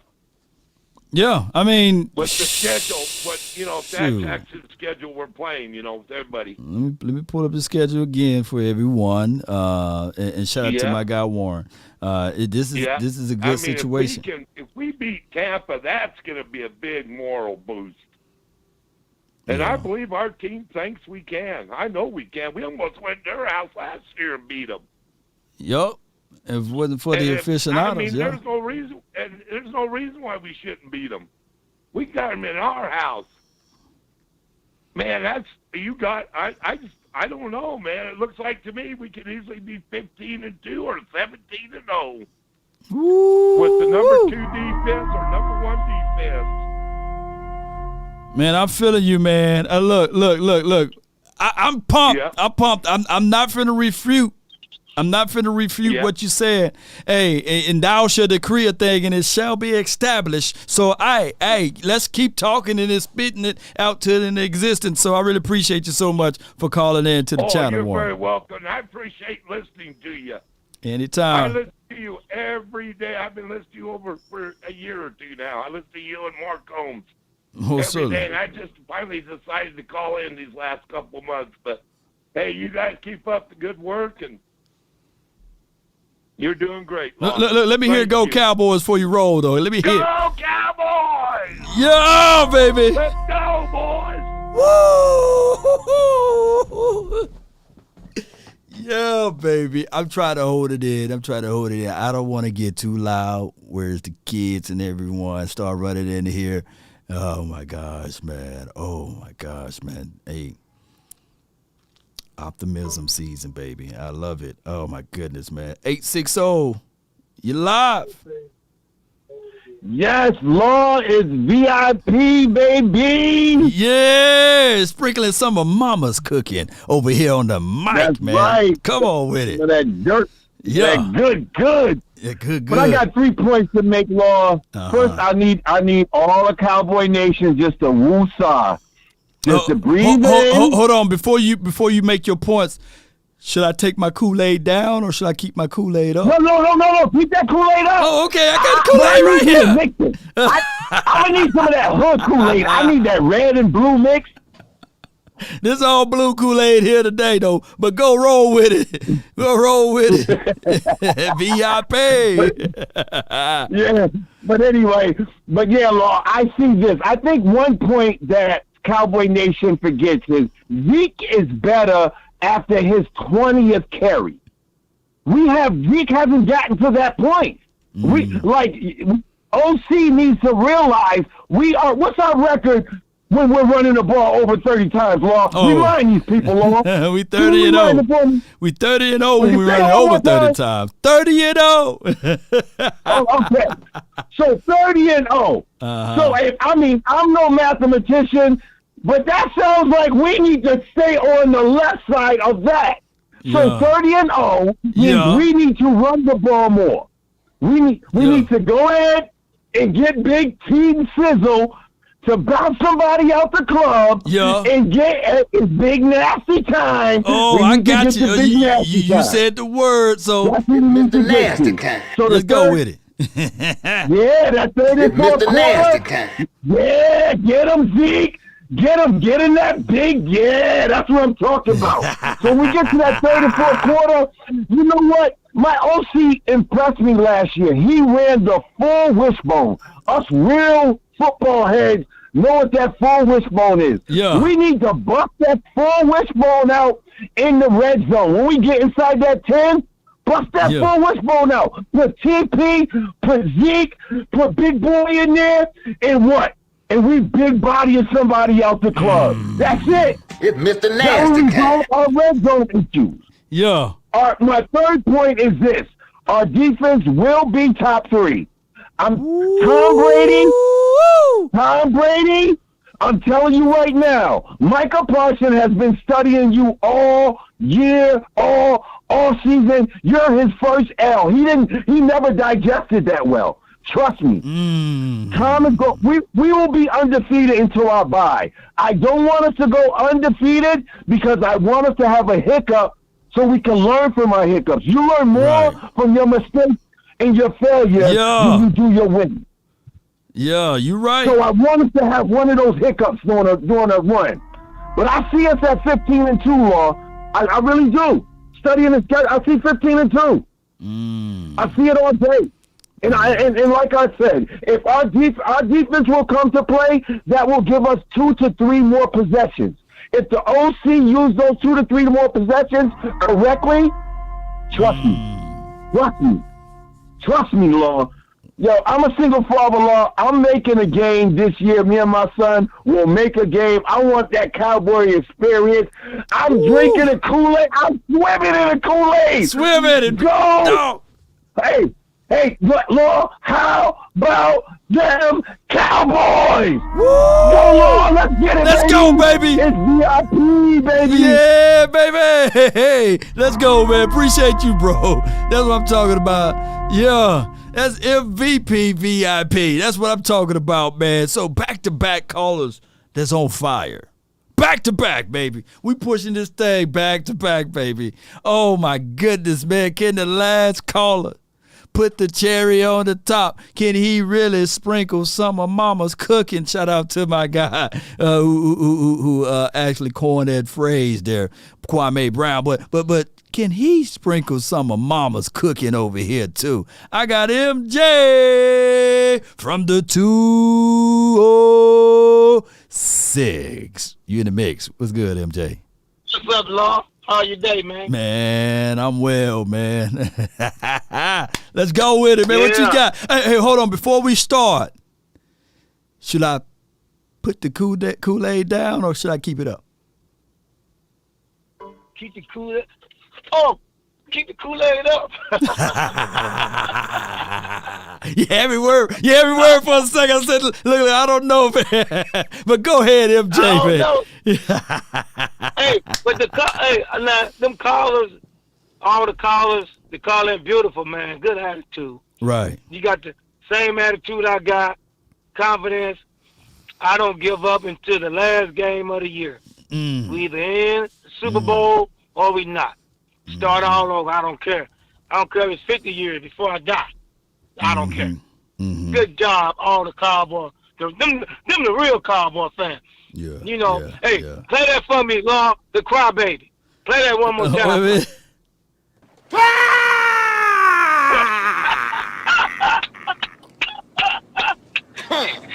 That's what I'm talking about.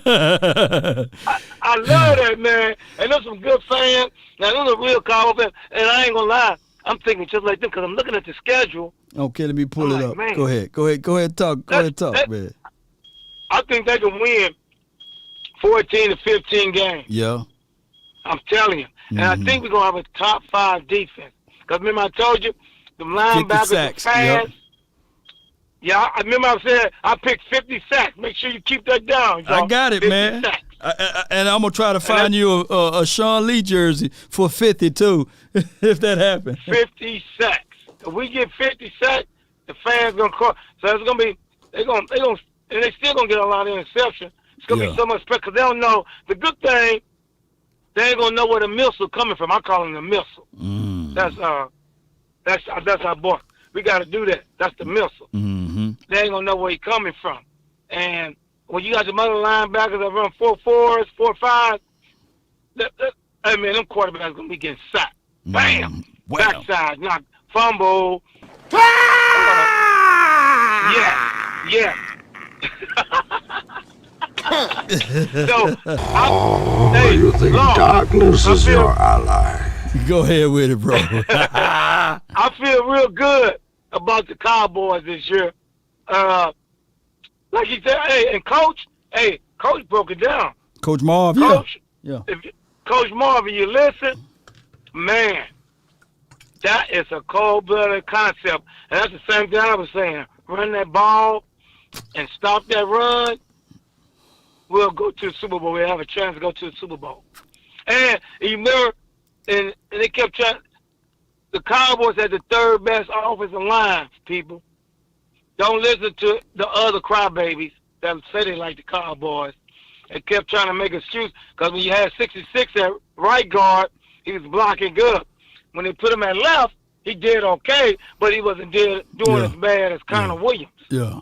Connor Williams played the best against the Rams tackle because the Rams defensive tackle is 280. Yeah. When the guys be over 300 pounds, Connor Williams get killed. God, you know now, what? Now we got be on it. We got big, huh? Now we got big boy in that middle. Hey, and that center, I'm gonna tell y'all something. I watched the tape of be honest and get beat that bad. Connor Williams made everybody couldn't think. It made like, oh, we got to worry about Connor Williams. Then it made the center, he worried about Connor Williams. Then the center getting overran, and everything was out of whack. I'm telling you, that guard, once you put that big guard next to be honest not giving at that spot. I hate to tell you. The dude is 318 pounds. And he probably got stronger. And he been practicing with Duke. He's making sure he ain't losing his spot. He got to feed his family, too. So all you people that think this guy is a bum, that guy won an award for one of the best centers in college football. How you win an award for one of the best centers ever in college football, now y'all calling him a bum? Man, the fellow Cowboy fans, hey, and one more thing. What play that Crybaby movie for, I want you to play that Crybaby song for my boy, Big James, because he's the biggest crybaby. Tell James, I hope he listens. This is for Big James. Play that twice for Big James, the crybaby.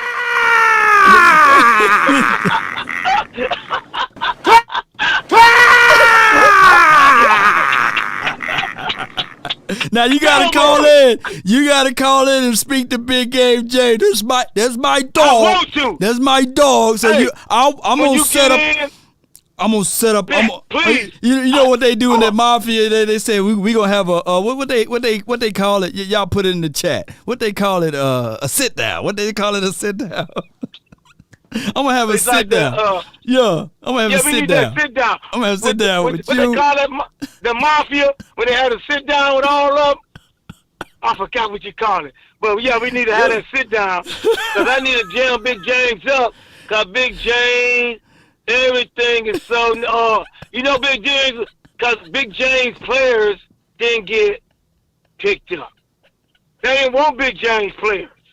They saw something different. They want the upside.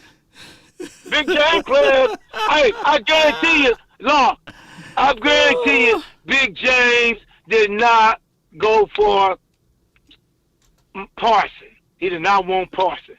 Because I heard him talking. They always talking corner, and I was talking to my friend. I said, you know what? Every time we get corners, the corners be okay, but they don't really do nothing. We need a dog that's going. We need a Lawrence Taylor type linebacker, and you got him now. 4'3", 245, go pass rush, and his coverage skills gonna be even better this year, and his tackling skill be even better. Now he put some more dogs by him that run 4.5. Them young boys studying that book. They want to be like Parsons. No doubt. I'll tell you, it's gonna be the best defense And Ridgeway, hey, look. Yeah. I know why Ridgeway is so good. What's His that? arms are so long. He stands the linemen up, and they can't move him, and then he throw him out the way. Uh-huh. Then none of our other defensive tackles do that. Yeah. I got the they Mafia just music playing, man. You Mafia now, MJ. The good fellas. Yeah.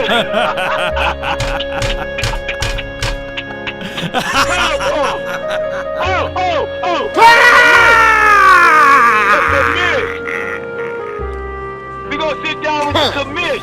Everybody gonna sit down, and we gonna have that study, and we gonna tell Big James why he always crying. He mad at Stephen Jones. Hey, Lord, I'm like Stephen Jones because when we was winning, Lord, remember? Yeah. When we was playing them up, we played for them other people, Yeah. and they never came through for us. We paid all that money for all them players, and we never win, Law. Yeah. I'm with Stephen Jones. I'm not overpaying for no 30-year-old players, 35. I'm keeping it young. Hey, man, I done fired me some Mafia music, man. Now I'm going to have a sit-down. I'm going to have a sit-down between you. We're going to have a sit-down and Big with Game the commish. We the commish. Hey, you got to have me and Coach on them, me and Coach Marv. We the commish.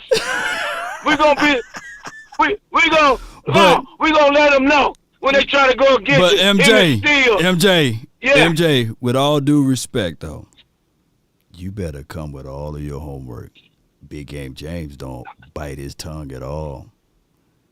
You better write down all of your notes, because Big Game James, when I tell him, when I run reports back to him, it's gonna be it's gonna be a lot of fire. So you better come. I love it. Big Game James' mind, when he get into that battle mind, he's gonna pull resources from the 70s, the 80s, the 90s, and he's gonna flip it, and he's gonna hit you with current events. So Big Game James, you aiming at one of the dogs over there. So you better be ready, MJ.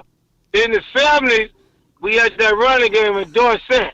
I know. Newhouse. I'm just letting you know. Yeah. Just be ready with your tongue in your mouth. You know. So that's all I'm about to say. Big Game James. I'm gonna bring that fire. Real talk. Out of everybody in the whole entire Cowboys community, I believe Big Game James got the best bite out of everybody, and I'll put my money on it as it relates to his bark with the Cowboys. So you speaking. Big James got that crybaby. I didn't get my players. I can't let you talk no more, man. But I appreciate you, bro. Appreciate you, MJ. Thank you so much, man. The last caller of the hour. Yeah, baby. Appreciate you, bro. He's a good spirit, man. That dude, MJ, my guy, man, he's wild, man. But you already know when I schedule this sit down, it's about to go down, But my dog, Big Game James, you got to come with it, though. You can't hesitate. You can't stumble over your words, because y'all already know how it goes. Big Game James. Y'all already know how that goes, right? There's a Mafia. MJ versus Big Game James. Oh my gosh, man. He's one of the Mafia dogs, baby. We're gonna have to schedule this sit down. Be ready for it.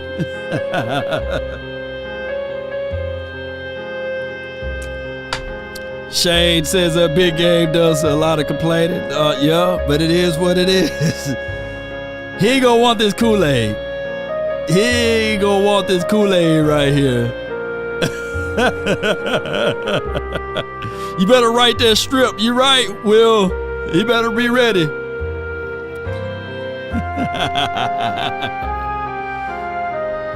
Mafia, baby.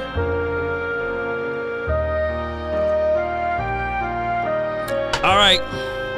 With that being said, Cowboy Nation. What time is it? It's 8:31. Oh, Lord. All right. It's 8:31.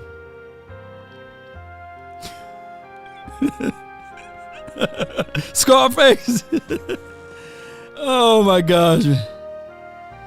All right, so here's what we're going to do. It's 8:31. And I got audio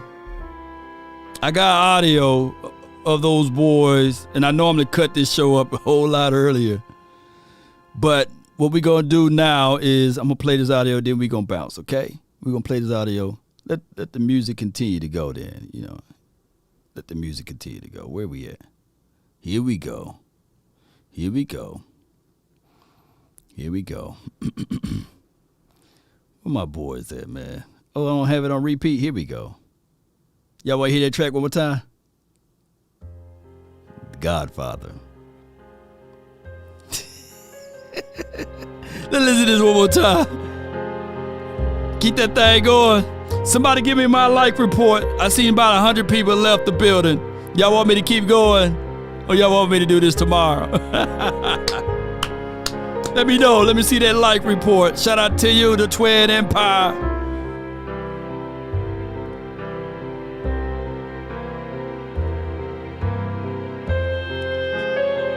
Let me see that like report. It's the principalities of it. Fatality.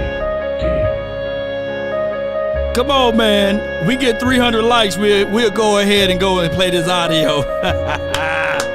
295, baby.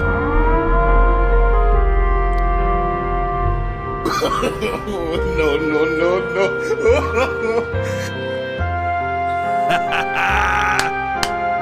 Come on, baby. We good? All right, hold on. Let me try this one more time.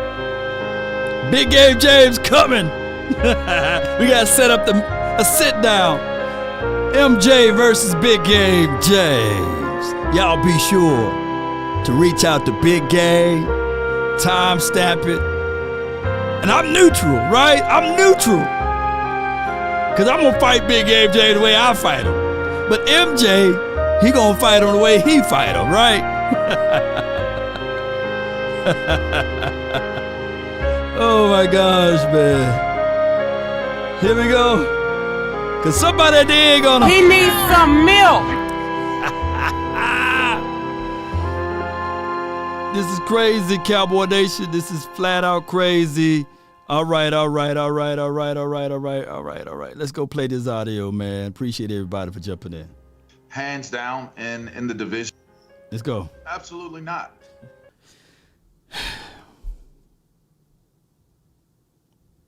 All I can say is the moment Jalen Hurts throw 2 or 3 interceptions in the direction to A.J. Brown, and y'all think that the Cowboy fan base be getting headed, them Eagles going to boo, boo, boo, boo, and they going to be trying to march this kid up out of there. But we'll find out. They put a lot of pressure on Jalen Hurts. It's going to be a Gardner Minshew train midway through the season because the expectation is going to be so high. And then that's when the political football is going to intervene. And A.J. Brown, you're going to say, hey, you got to throw the ball to A.J. Hey, just for that statement that he made earlier. Hey, you didn't get this guy to be a blocking wide receiver on the edge. You got to do some more things. And those short underneath passes, team can sniff that out real tight. But we'll find out. I got to roll, man. I didn't talk to y'all long enough. I said I was going to come out here and do an hour show. I know I went over my time because I added the phone lines in. I seen people jump in, jump out, but I appreciate you guys so much for being part of this thing. There's one thing a man should always do, mainly, to himself be true. Never allow someone to change your point of view unless what they bring makes sense to you. Never judge a man by sight alone, nor by the height he has grown. And when speaking, keep it at a moderate tone, because raised voices turns hearts into stone. You see, in the beginning, it was brother, I will ride with brother, roll with brother. The morals of life, live love and respect for another. Then there are those who will try to be smart. You see, they'll take a decent man and alter his heart until they seek to rip him apart, tear him apart at that as well. Those man, no man should call a friend, because they bend lies around the truth until it meets their end. Those are the morals of life, Cowboy Nation. And everyone else that's listening, keep your head high and understand that even when you're fighting, still fall, still swing, a puncher's chance, the haymaker is still there. That's what I'm gonna do. Cowboy Nation, I really appreciate everybody. I can't wait to see you guys on the next go around. Until next time. That's been my time. Shout out to everyone, man. And rest in peace to the victims in Buffalo. Right? Hope all is well to their family. Peace. Violence is never the answer. Violence upon violence, no. We got a lot to uncover as a nation of people. We do. With heavy hearts, tell me not in mournful numbers, life is but an empty dream, for a soul is dead that slumbers and things are not what they seem. Life is real and life is earnest, and the grave is not his goal. Dust I are, to dust returneth was not even spoken of the soul. The broad fields of battle and bivouacs of life, be not like a dumb-driven cattle, but out there be a hero in the strife. Lives of great men all remind us we can live our lives sublime in departing. Leave behind us footprints on the mighty sands of time. One love, Cowboy Nation. R.I.P. to those out there in California, Houston area, as well as Buffalo. Let's go. One love, baby. Tell them. Nowadays, nothing see some really blue hearts in the chat. Me and nobody's like me. Phone ringing and I tell him it's ice. I got wifey on blinging, she freeze. Photo, please, no photos. G's, no, please, no photos. Hit the door and the dome just whole team here might need some.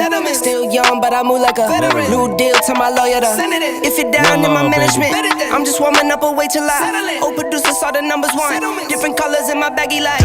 Chalk it up, talk of the town where you're talking up. Wanna get you a ring and you tough enough. Wanna get you new things with your pockets dull. Run it up. I used to be quiet and out of luck. Now I move up and move humble cause the hate and the jealousy. My mama telling me count up your blessings and run it up. Nowadays nothing really excites me. Only one of me and nobody's like me. Phone ringing and I tell him it's I got wifey on blinging, she freeze. Photo, please, no photos. G's, no, please, no photos. I keep giving game away. I put game on layaway. Y'all get that life insurance for real. I get paid to stay away. I get paid on rainy days. I might make it rain today. It would change a lot of laws, man, for real. Thought it'd take the pain away. In my own lane, finger roll. I would never sell my only soul. Heard your whole team was for sale. Heard it's on the market for the low. Who the realest, we might never know. All this acting, you gon' play a role. Give you the world when they sign you up. Try you out and then they line you up. Ooh, now you're looking hungry, ribs are touching, need some food. Now you're all on live acting surprised, but you was fooled. Boy, get out the way, it's been a day, now you're old news. Now you got the pen and pad, you're trying to take my moves. Nowadays, nothing really excites me. Only one of me and nobody's like me. Phone ringing and I tell him it's I got wifey on blinging, she freeze. Photo, please, no photos. G's, no, please, no photos. Nowadays, nothing really excites me. Only one of me and nobody's like me. Phone ringing and I tell him it's I got wifey on blinging, she freeze. Photo, please, no photos. G's, no, please, no photos. Let's slow it down just a little bit, Cowboy Nation. Really appreciate each and every last one of you all. It's the ball drill, baby. Yeah, come on.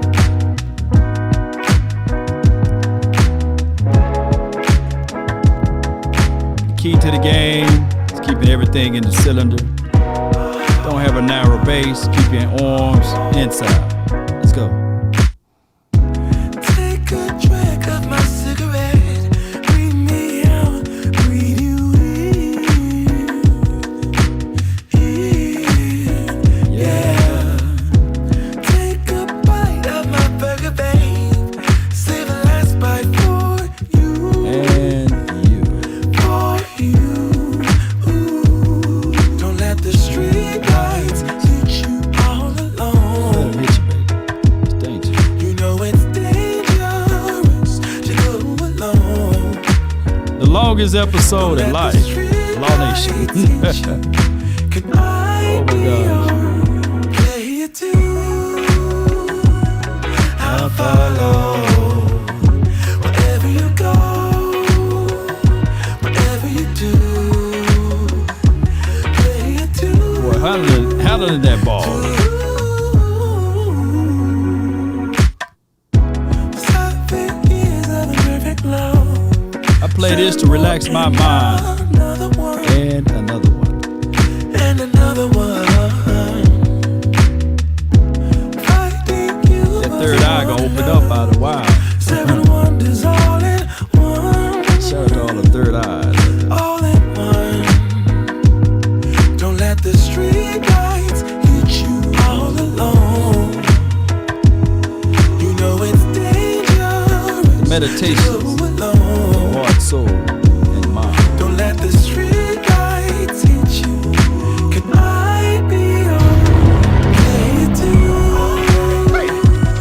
I'll follow wherever you go, whatever you do. Player too. Not live with your own failure. If a paper crane can fly, then forever doesn't feel that far. So far, so far. If a paper crane can fly, then forever doesn't feel that far. So far, so far. If a paper crane can fly, fly on, fly on, fly on, fly on, fly on.